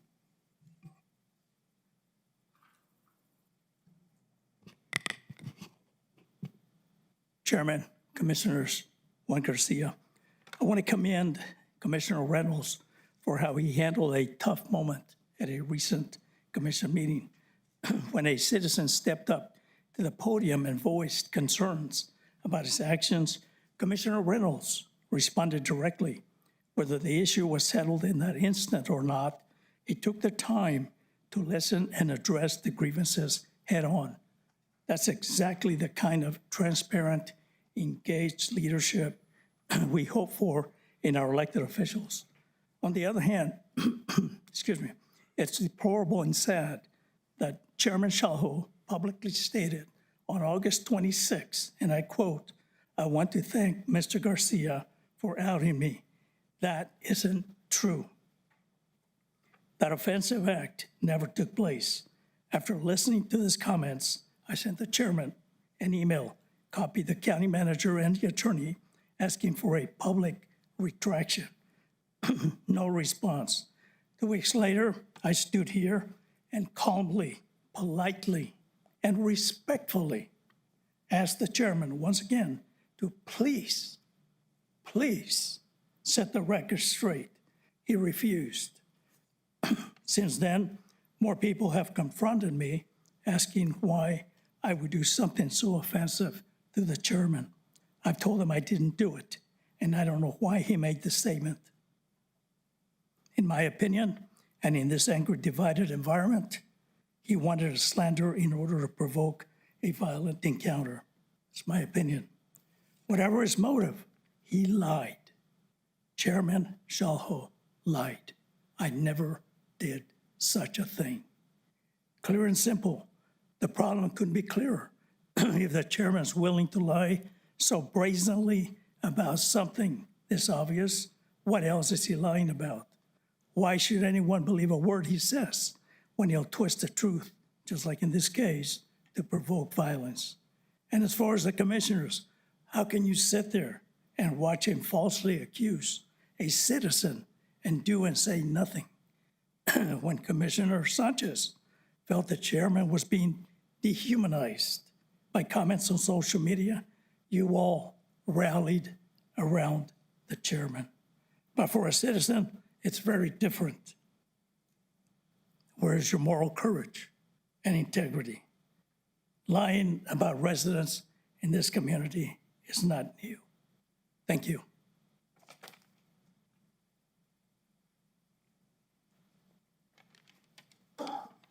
Good morning, Mr. Chair and fellow commissioners. My name is Stacy Allen. I'm on a different hat today.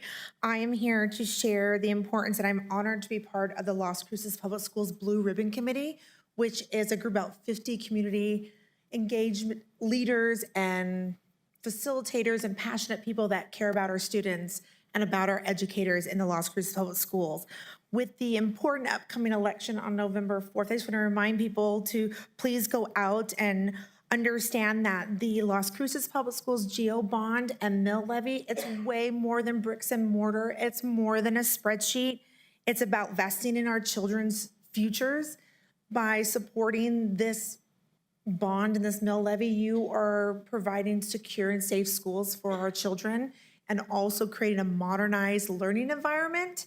So I'm just here to share with you and the public that hopefully when you choose to vote and you choose yes, you're telling the kids of this district that they matter, their education matters, and their future matters. So I'm just asking everybody in Doña County to join me and our Blue Ribbon Citizens Group to invest in our 22,000 students, our 2,300 amazing community learners and educators, and vote yes for our students and yes for our district. Thank you.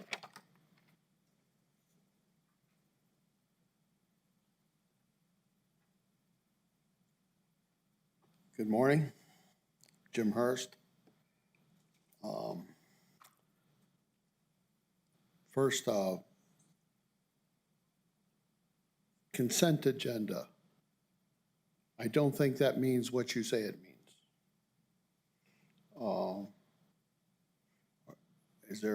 Was there an attempt to delay or suppress public comments? I don't get it. Consent agenda means everybody agrees and it goes by with one vote. There was a vote, debate, vote. So it wasn't consent, whatever it was. Second, I see in the agenda that there's an invocation/moment of silence. So I want to know what ordinance, if any, specifies or authorizes an invocation. Concerning Project Jupiter and the lawsuit, I hope this commission mounts a vigorous defense and defends your prerogatives to determine both processes and outcomes. The decision belongs with a commission where the state legislature has put it. Citizens often form opinions before they do any fact-finding. The decision should rest with elected officials, not judges, not social activists.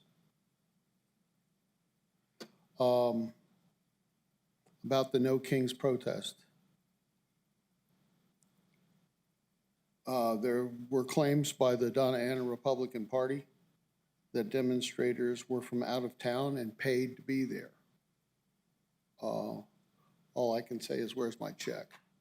I didn't get one. I don't know anybody else that got one. I think they're lying about us. Concerning the outing of our chairman of the commission, I don't know why anyone would have taken that except as a fictitious statement. I don't know how anyone could sit through all the meetings and not know what the situation is. It was pretty obvious to me. I don't know why it wouldn't be obvious to anyone else. So, Mr. Commissioner, I don't think you made false accusations about anybody. Thank you very much. Thank you. Any other public comment this morning? Okay, seeing none, we'll move on to commission input. If any member of the commission has input to give today? Mr. Chair. Yes, Vice Chair. Thank you, Mr. Chair. Mr. Chair, I received an email, and I'm certain the other commissioners did as well, regarding letters that were sent to 40 taxpayers regarding a system processing error that caused property values to be calculated incorrectly. A tax roll correction has been submitted to the Treasurer's Office to resolve this issue. Taxpayers may receive a revised tax bill reflecting corrected taxable value. And if any of us or the assessor or the treasurer receive calls from taxpayers about this matter, just please have them address the assessor or the treasurer, because if they call me, I won't know the answer. But I just wanted to let our residents know that. So there's about 40, am I correct, Mr. Lopez, on that? Madam Vice Chair, this is actually the first I've heard about it. I'm sorry.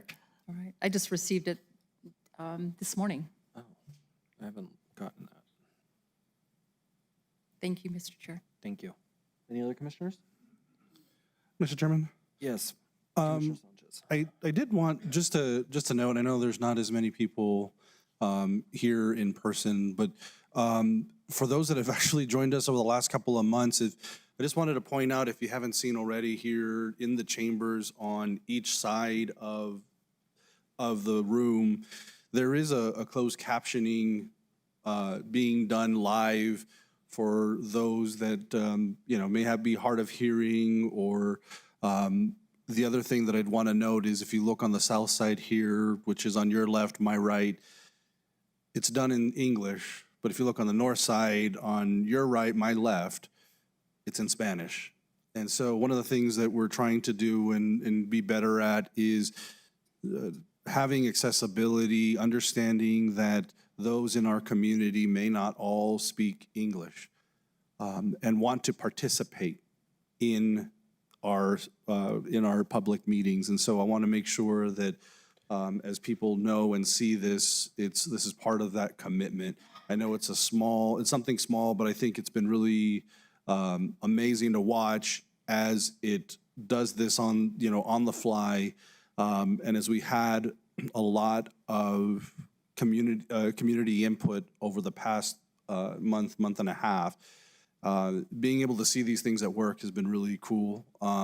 I can say during one of the sessions that we had where a community member came up and spoke in English, I could see people in the audience looking to the monitor to understand the translation and see what they were saying. And so I just thought I just wanted to point that out because I just thought the technology that we're starting to try and implement and make government more accessible is really freaking cool. The other item I know has been noted, please go vote. You can vote.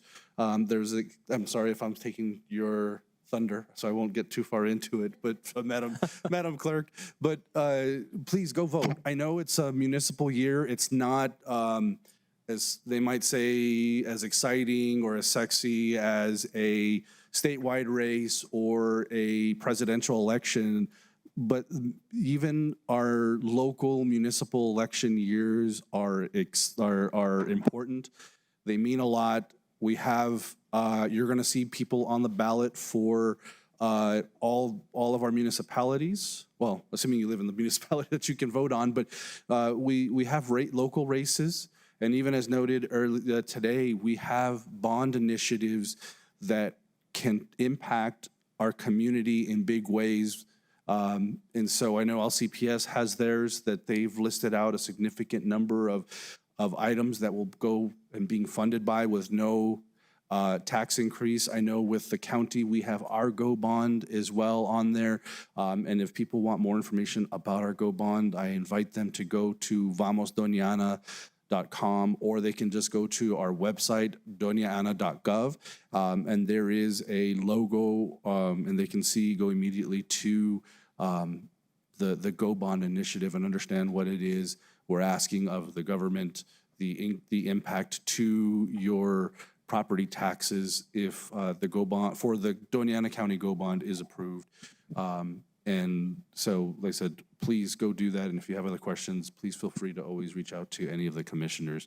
But again, this election, while it doesn't have the president or statewide races on it, this is still hugely impactful to your community. So please go out and vote. Thank you, Mr. Chairman. Awesome. Thank you, Commissioner Sanchez. You took a lot of my talking points as well as probably Madam Clerk's thunder, but I am going to talk about what Mr. Garcia brought up. And thank you, Mr. Horst, for saying what you said. I thought it was implied, but I apologize. I did not mean to cause you any offense or cause you any harm. You're welcome. I want to say this, though. I will meet you for a cup of coffee. I will have a meeting with you. I will discuss anything you want in a calm and neutral setting. I also want it to be known that the reason why I said what I said was because, in a joking manner, my sexuality has been the conversation of a lot of topics here at the county and in this community. And for one, when I ran for office, I did it because I care about the people in my community. I care about people that I call family. I care about this county very much. It wasn't because I had a hidden gay agenda. It wasn't because I'm trying to further one way or another. It's because I care so much. So I apologize to you, and I want no harm to come to you, sir. You're very welcome. And I hope that you and I can one day have a conversation about whatever you would like. If there's something on the agenda, let's talk. I apologize. Jim, thank you again. You're always a comedic relief some days, but not every day, but some days. But it's true. But I just want to say thank you. Sorry, Mr. Garcia, and hoping we can meet for coffee one day. Any other commission comment? Yes, Mr. Chair. Thank you. I just received a response from Eric Rodriguez. He's a chief deputy treasurer. And he states, I just heard comments during the commission input on emails that we've received regarding value changes. Please feel free to forward those to us and we can take a look and respond. And also forward any constituent-related questions about property taxes to the county treasurer's office, and they will respond in a timely manner. Thank you. That was quick. Thank you for that. Okay, thank you for that. We will deal with that. Any other commission input? Seeing none, we'll move on to county elected officials input, even though we stole all the thunder. Good morning, Mr. Chair, Commission, Amanda Lopez-Askin, Doña County Clerk. So there's never enough voices encouraging voting, so please feel free anytime. There is no stealing of any thunder. And I will just say it is a week from today. Election day is a week from today, November the 4th. We will continue to have early voting up until Saturday. I encourage you to head to DACelections.com to get more information, including all of the expanded sites across Doña County. A frequently asked question is you can vote anywhere in Doña County, and we have a voting on demand system, so you're not locked into your precinct area, which is your neighborhood, basically. You give them your information, and based on your voter registration address, you are given your ballot. So please head to DACelections.com. And I would like to say is local elections are often dismally, the turnout is just incredibly sad. So one of the things New Mexico did is we basically combined all of the elections, school board, water boards, into one election every November. So every November, like clockwork, if you are a registered voter in New Mexico, you have a ballot waiting for you. I've heard many people say, oh, I live in the county, I can't vote on this, or oh, my city councilor isn't up. You have a ballot waiting for you because there are issues that we are asking that you weigh in on and that you vote on. So please know that if you think this election doesn't apply to you, it does, assuming you are a qualified eligible voter. And if you have any questions, feel free to call our office or visit our website. We're always very happy to talk to voters and encourage them to vote. So November the 4th, next Tuesday, 7 to 7. If you are in line by 7 o'clock, you will vote. I would love it if there was crowds, but as I said, turnout is not as large as even-numbered years, but we are working on it. So thank you, Mr. Chair. Oh, thank you, Madam Clerk. Well said. Mr. Chairman? Yes. Might I just say, Madam Clerk, you've done, for all my time of commission, you have informed us and done an amazing job. So like I said, I think it's, as we have these elections, I always feel like you've advocated for it. So thank you for putting that passion into myself and others to be able to advocate for making sure people participate in every election. So I just want to say thank you for yes. Awesome. Any other public official input? Seeing none, we'll move on to staff input. Good morning, Mr. Chair. I have a few items. We'll start off taking the lead from Dr. Amanda Lopez-Askin, who said we can't say it too many times, so we'll say it one more time. Get out and vote. And if you are afraid there might be lines on Tuesday, vote now. There is plenty of opportunity to vote leading up through Saturday. Following off of, yes, Mr. Chair. No, go ahead. Okay. I'll get you after. Following up on Commissioner Sanchez' comments about us making good advances in English and Spanish here in the board chambers, I'd like to also announce that our Spanish language public information officer is nearing being hired. We have completed the interviews, background checks are underway, and we hope to have somebody with us here in just a few weeks. And that will allow us to launch, for the first time, Spanish language original content rather than just translated content. And we really hope that that helps us better engage with a large portion of our community in a way that is meaningful to them. Also, we're asking all of the commissioners, as well as all of our department heads, start thinking about any individuals or organizations that have made exceptional contributions to the county. And we're not talking about to the county manager's office or to county departments, but to our constituents and to our communities. So if you know of somebody that we should recognize, please let us know through the county manager's office so that we can evaluate and come up with our finalists for award recognitions. We're going to do our annual award recognitions as part of the State of the County address in January, so that we can really celebrate how important they are as part of our county. Also like to make sure anybody who is not aware that everybody knows we are in the middle of our fire chief interviews. Our hiring committee, and I gotta say thank you to them, they've worked hard. They brought 4 people in, and the interviews started yesterday. We've got another candidate in today, another candidate tomorrow, and the final candidate will be in next Tuesday.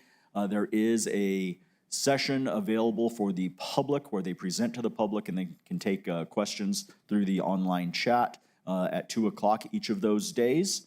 So any member of the public who wants to see those, please do log in, and our public information office has posted that on our social media.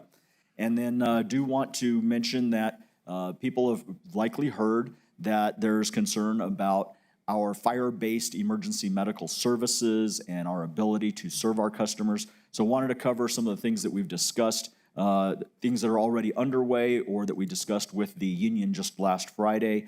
As mentioned earlier this meeting, we have hired 16 people that will be starting the academy soon.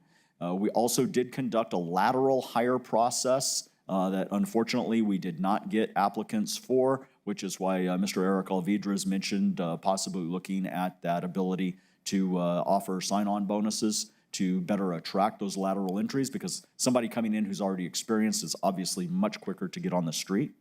We are looking at 3 ambulance providers in the county to help us staff certain stations with ambulances. That would be under a county contract. Our purchasing department has really engaged on this and are looking at what we might be able to do. We will bring that back to the board for any final decisions, because you will have to approve both budget and any awards.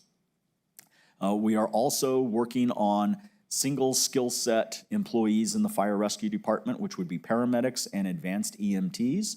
The human resource department has really been working hard to help us get this in place. So we hope by this Friday, we will have the job postings up and be able to accept applications for people who may not want to be a firefighter, either now or anytime in the future. So these positions would allow them to come on as a paramedic or as an EMT for up to 3 years before they would have to look at becoming a firefighter. And that would allow us also time to help prepare them if they do want to become a firefighter at the end of that 3-year period. So anybody you know that might be interested in joining us and helping us out as a paramedic or EMT, please have them start checking our website as of this Friday. One of the very exciting things we will be doing with this, it's going to be a lot of work for staff, both HR and fire rescue, but we are going to review those applications as they come in. We're not going to have a closing date on this. So if we get 10 applicants that apply on Friday, then by Monday, we will be looking at those 10 applicants. So we really are trying to move as rapidly as possible on this. As you all know, you approved a contract with NMSU at the last BOCC meeting, which will also allow us to take advantage of their services further out into the county to support some of our departments that are suffering some staffing challenges. And then the final thing that we're hoping we don't have to do, but we want out of full transparency to make sure everybody is fully aware of. We did have the International Association of Fire Chiefs come in 2 weeks ago, start evaluating our department.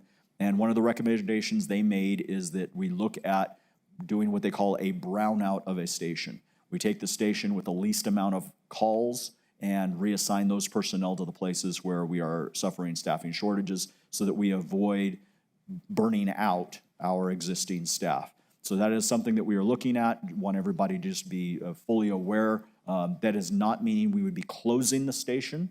It just means that while we are suffering staffing challenges, we might have to reassign those personnel to busier stations because that is where the data says we need the people.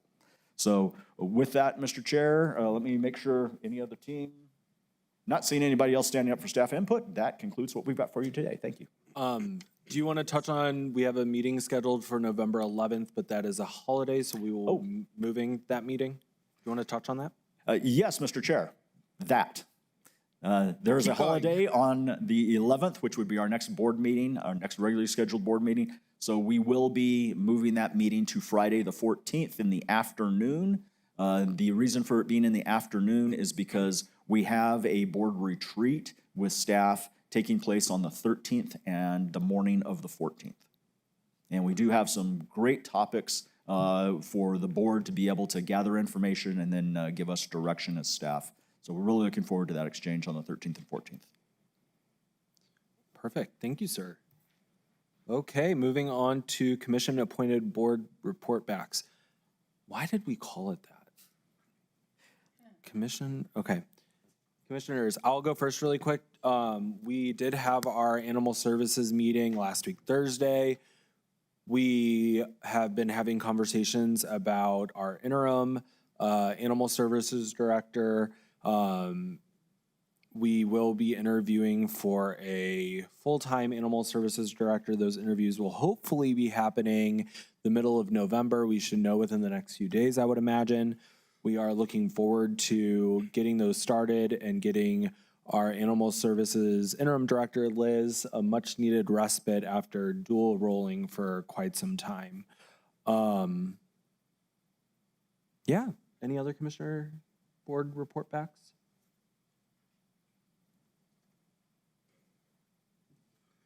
I don't know. None? Oh, go.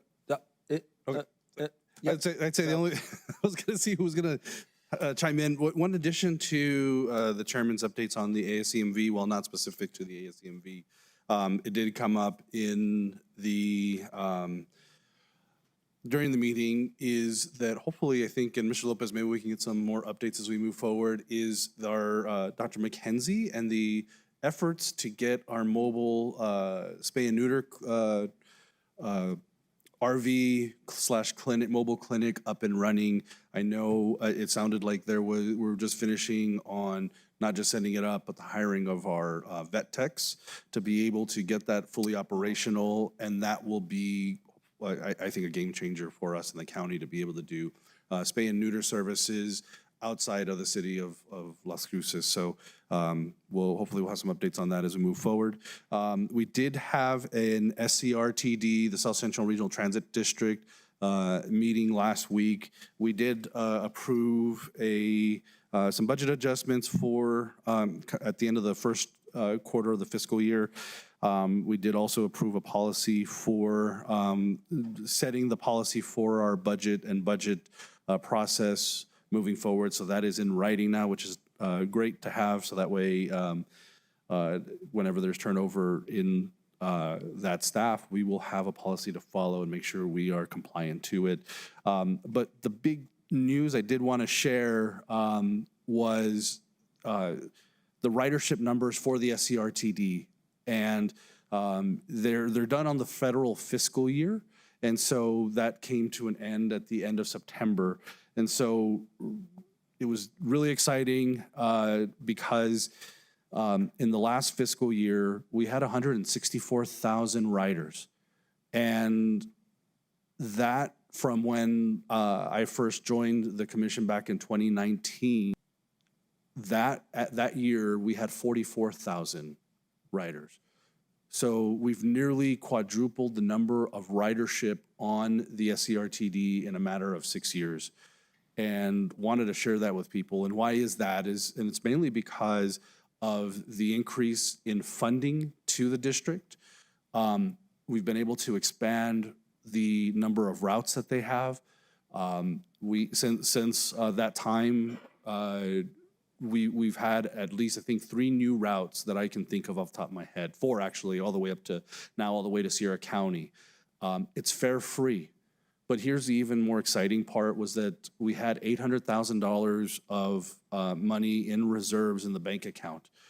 Back in 2019, they had less than 100,000. So we've seen the budget and for the SCRTD grow. They're now in a stable position, and yet we've been able to increase the number of people riding the service. We're impacting more people, and so I'm excited to see that we've been able to do that. And so it's just a wonderful story to tell of how, as we've increased budgets, we've been able to affect a lot more people. We're impacting those in our community, and so we'll continue to hopefully figure out how we do that. But I wanted to share that with commissioners because I thought it was an amazing story to see the increase in ridership that we've had. So appreciate your all support during the budget process for that. And then we also had I think in the last couple of weeks, we did have the meeting for the South Central Solid Waste Authority as well, or was that during the last one? I'm trying to remember if we gave an update from the last. Was it during, because prior to this meeting that we had one, which, I don't think, other than some, I think we approved a couple of resolutions for some contracts. Nothing too significant there, but we did have that meeting as well. But anyways, those are my report backs for this session. Awesome. Anyone else? Seeing none, we'll move on to presentations, which we do have one, which is El Paso Electric Co-Electric Vehicle Charger Program. And we do have our Director of Fleet, Mr. Silva, here today, as well as El Paso Electric. Welcome, everyone. Good morning, Mr. Chair. Good morning, Commissioners. My name is Gabe Silva. I'm the Fleet Manager for Doña County. I do want to say that we'll have 20 electric vehicles this year total, and we do need dedicated chargers for these vehicles. El Paso Electric does have a turnkey program that would greatly help us with those vehicles. El Paso Electric these dedicated chargers would be level 2 chargers here for the government building. So I'm going to introduce El Paso Electric, but after the presentation, I have any questions for me, El Paso Electric, and also for Carrie, our county attorney, which greatly helped us push this program. So wonderful. Again, thank you. I want to introduce El Paso Electric. Thank you. Good morning, Commissioners. My name is Christian Diaz, a program specialist with the EV team at El Paso Electric, and I'm joined by my colleagues, Manager of Electrification Angie Rodriguez and Project Manager Edwin Martinez. Thank you for giving us the time. We're very excited at continuing and exploring more potential collaborations with the county. So first, we want to start talking about the fleet charging solutions. And we want to focus on our turnkey solutions called Take Charge New Mexico. And with that, El Paso Electric covers all the costs for the charger installation. There'll be no upfront direct costs to the county. And with that, the process of that will be we find the site, you all decide which county-owned site you all want to pursue. We'll bid out the project and we'll oversee the project management.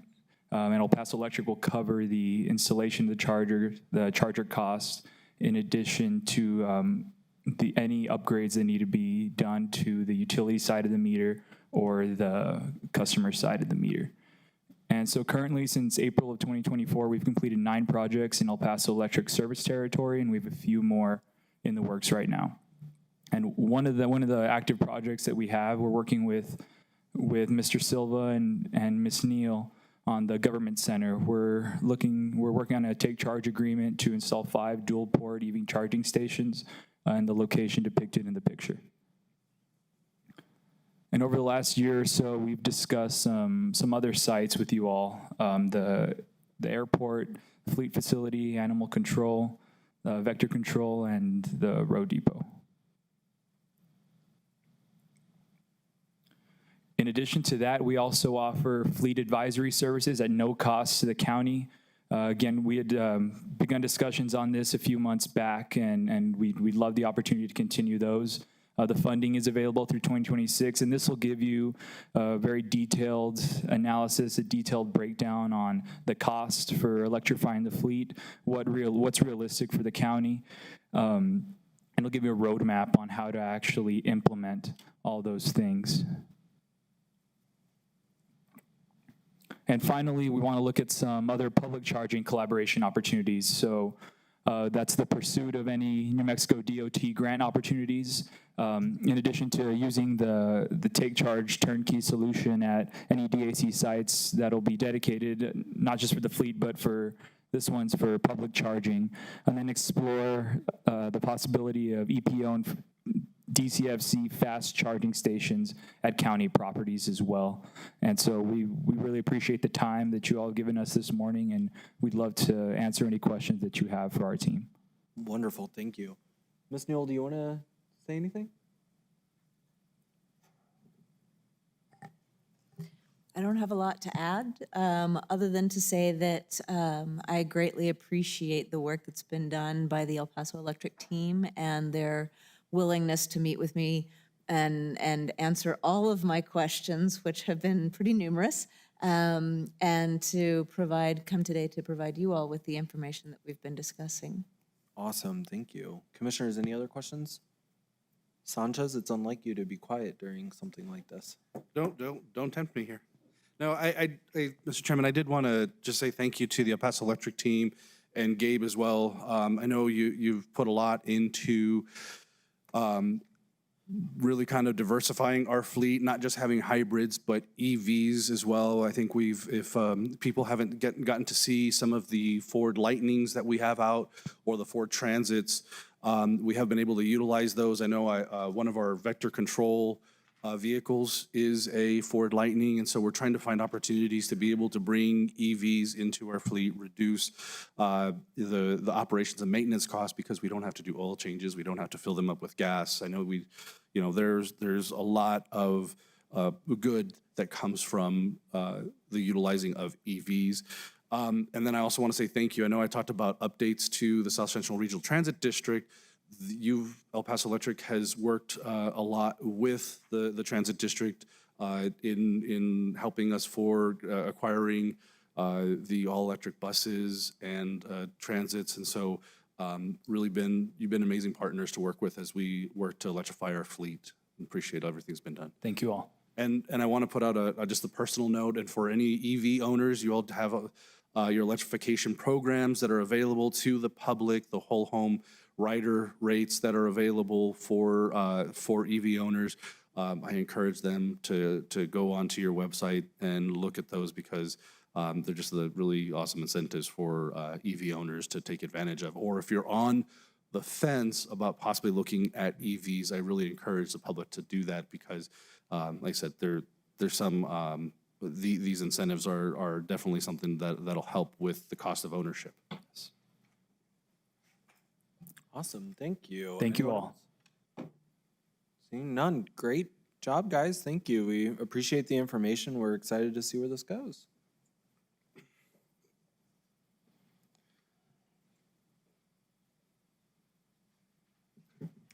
Okay, next we do have the approval of our regular meeting minutes from October 14th. Do we have a motion? Brandy's moved. not here. Hold on. Go ahead. All right. I'll move approval of the minutes from October 14th, 2025. Okay, I'll second it. Commissioners, any comments, questions, concerns on those minutes? Seeing none. Do you mean to take a roll call? Oh, I wanted to. I've never been able to do it as chair. Don't steal that from me today. Commissioner Sanchez? Yes. Commissioner Gameros? Yes. Vice Chair Chaparro? Yes. Chair Shalja Hernandez? Yes. Motion does pass. Minutes are approved. She's going to have to rewatch that just to get the vote down. Okay. I never get to call roll. God. Next up, we do have approvals, which is going to be to approve 6 members to the Public Art Advisory Board, PAAB, Public Art Advisory Board, to serve staggered 2-year terms We do have our economic development director, Ms. Carter, here. Commissioners, do you want to make a motion to open up the discussion? So moved. Second. Okay, we have a motion and a second. Ms. Carter, welcome. I see that there's a very hefty portion of the packet on the Art Advisory Board applicants, so guide us through how you want to do this. Good morning, Commissioners. So we had to open the application period twice because we had not received enough applications. That is the reason why it took this long to come before you and ask for the nominations. We still have one vacancy, so what is going to happen after today, we will reopen the application period for maybe about 2 weeks and see if we get more applications to be able to fill that one vacancy. Awesome. So, Commissioners, what we currently have is we have Jeffrey Hartley, Tricia Heffingelfinger, Gustavo Munoz, Judy Silva, David Sinek, and Ceci. Yes, thank you. Commissioners, any comments, questions on these 6 individuals for joining the Public Art Board? First of its kind. Mr. Chairman, I just had one question, more mechanical. So it sounds like we will, I don't know how we want to do this because it was 4 members that are going to be, that would have a 2-year term and then 3 members that will have 1. But given that we have 6, I don't know if we want to move forward with having 4. Go ahead and do the 4 with 2-year terms and then assign 2 of these to the 1-year term. However you want to do it. Yeah, I don't know. So I'm good with that, and I mean, I don't know. Is anyone here that applied for the Public Art Board today? Unfortunately, they couldn't be here. Okay, no worries whatsoever. So I would be open to suggestions. I think that we can just, count the first 4, put them in one category, and count the other ones and put them in the other. I mean, however you all want to do it.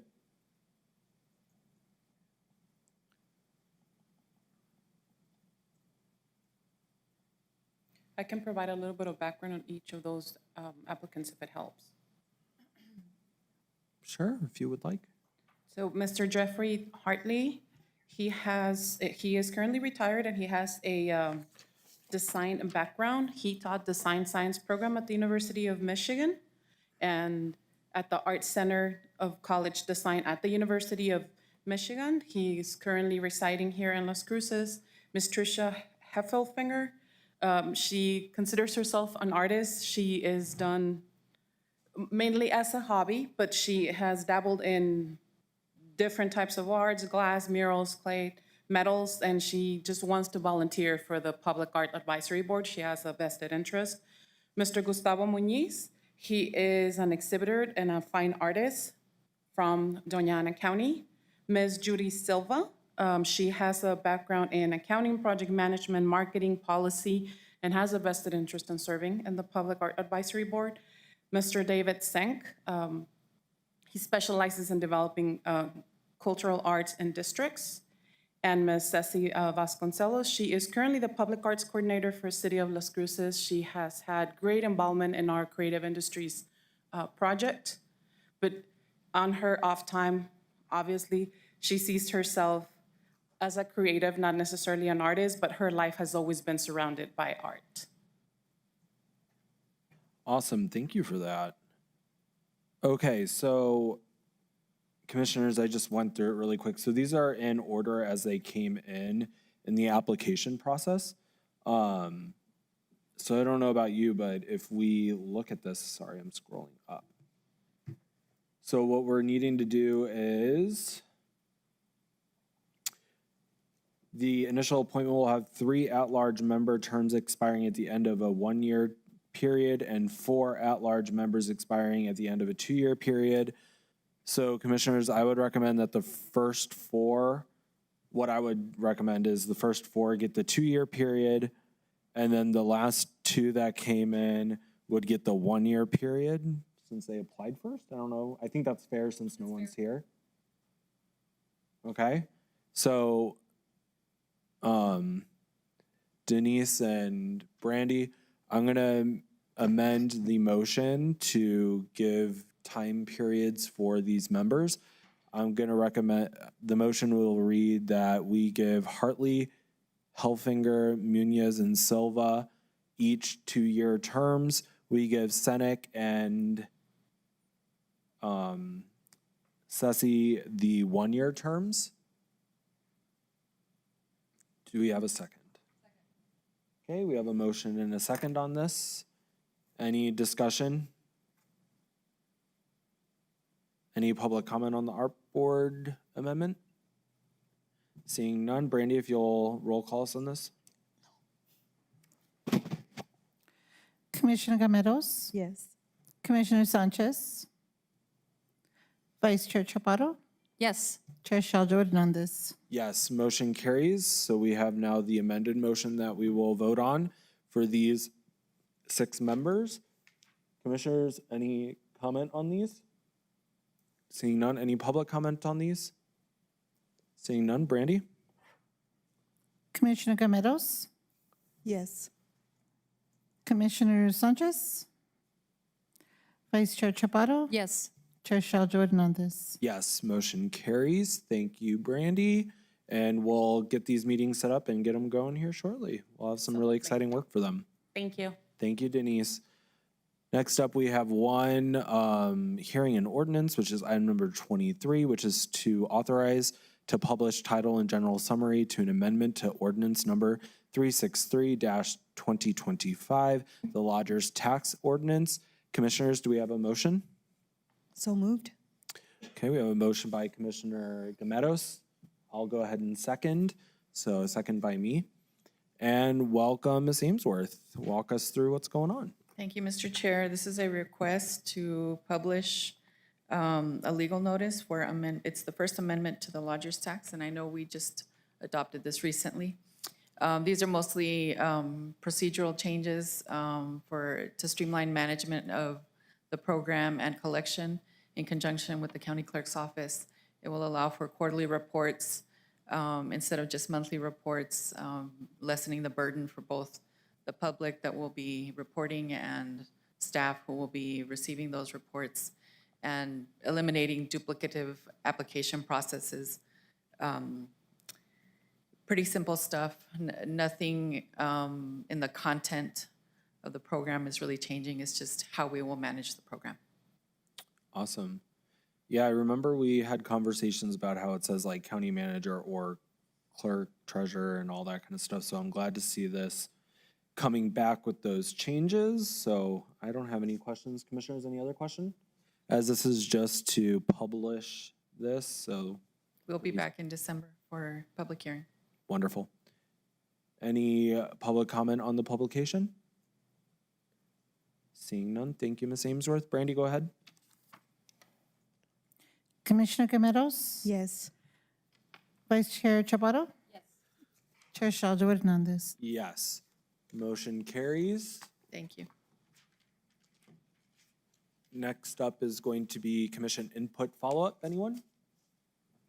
Seeing none, correspondence, Brandy?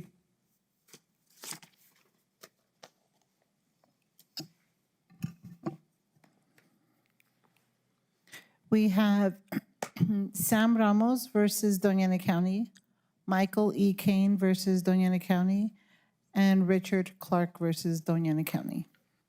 Wonderful, thank you, Brandy. Okay, next we do have a closed session on our agenda for today. So I move the board convene in closed session regarding a limited personnel matter related to the dismissal, assignment, or reassignment of an employee. Also threatened and pending litigation related to the detention center, case D307 CV 2025 02764 Derek Pacheco versus Doña County Commissioners, and D307 CV 2025-02766 Empowerment Congress et al. Versus Doña County Commissioners, and upcoming negotiations related to the Joint Powers Agreement with the Flood Commission, which may involve the purchase, acquisition, or disposal of real property as allowed by the Open Meetings Act, Section 10, 15, 1, H2, 7, and 8. Do we have a second? Mr. Chair, if you could please add on also the acquisition of water rights related to the dissolution of the CRUA JPA. Okay, I will amend my motion to go into closed session to add the acquisition of water rights in relation to the dissolution of the CRUA JPA. Do we have a second? Second. Okay, so we have a motion and a second by Commissioner Gameros. Brandy, can you roll call us into closed session, please? Commissioner Gometos? Yes. Commissioner Vice Chair Chaparro? Yes. Chair Shaljo Hernandez? Yes, motion carries, and we will be in closed session. Thank you.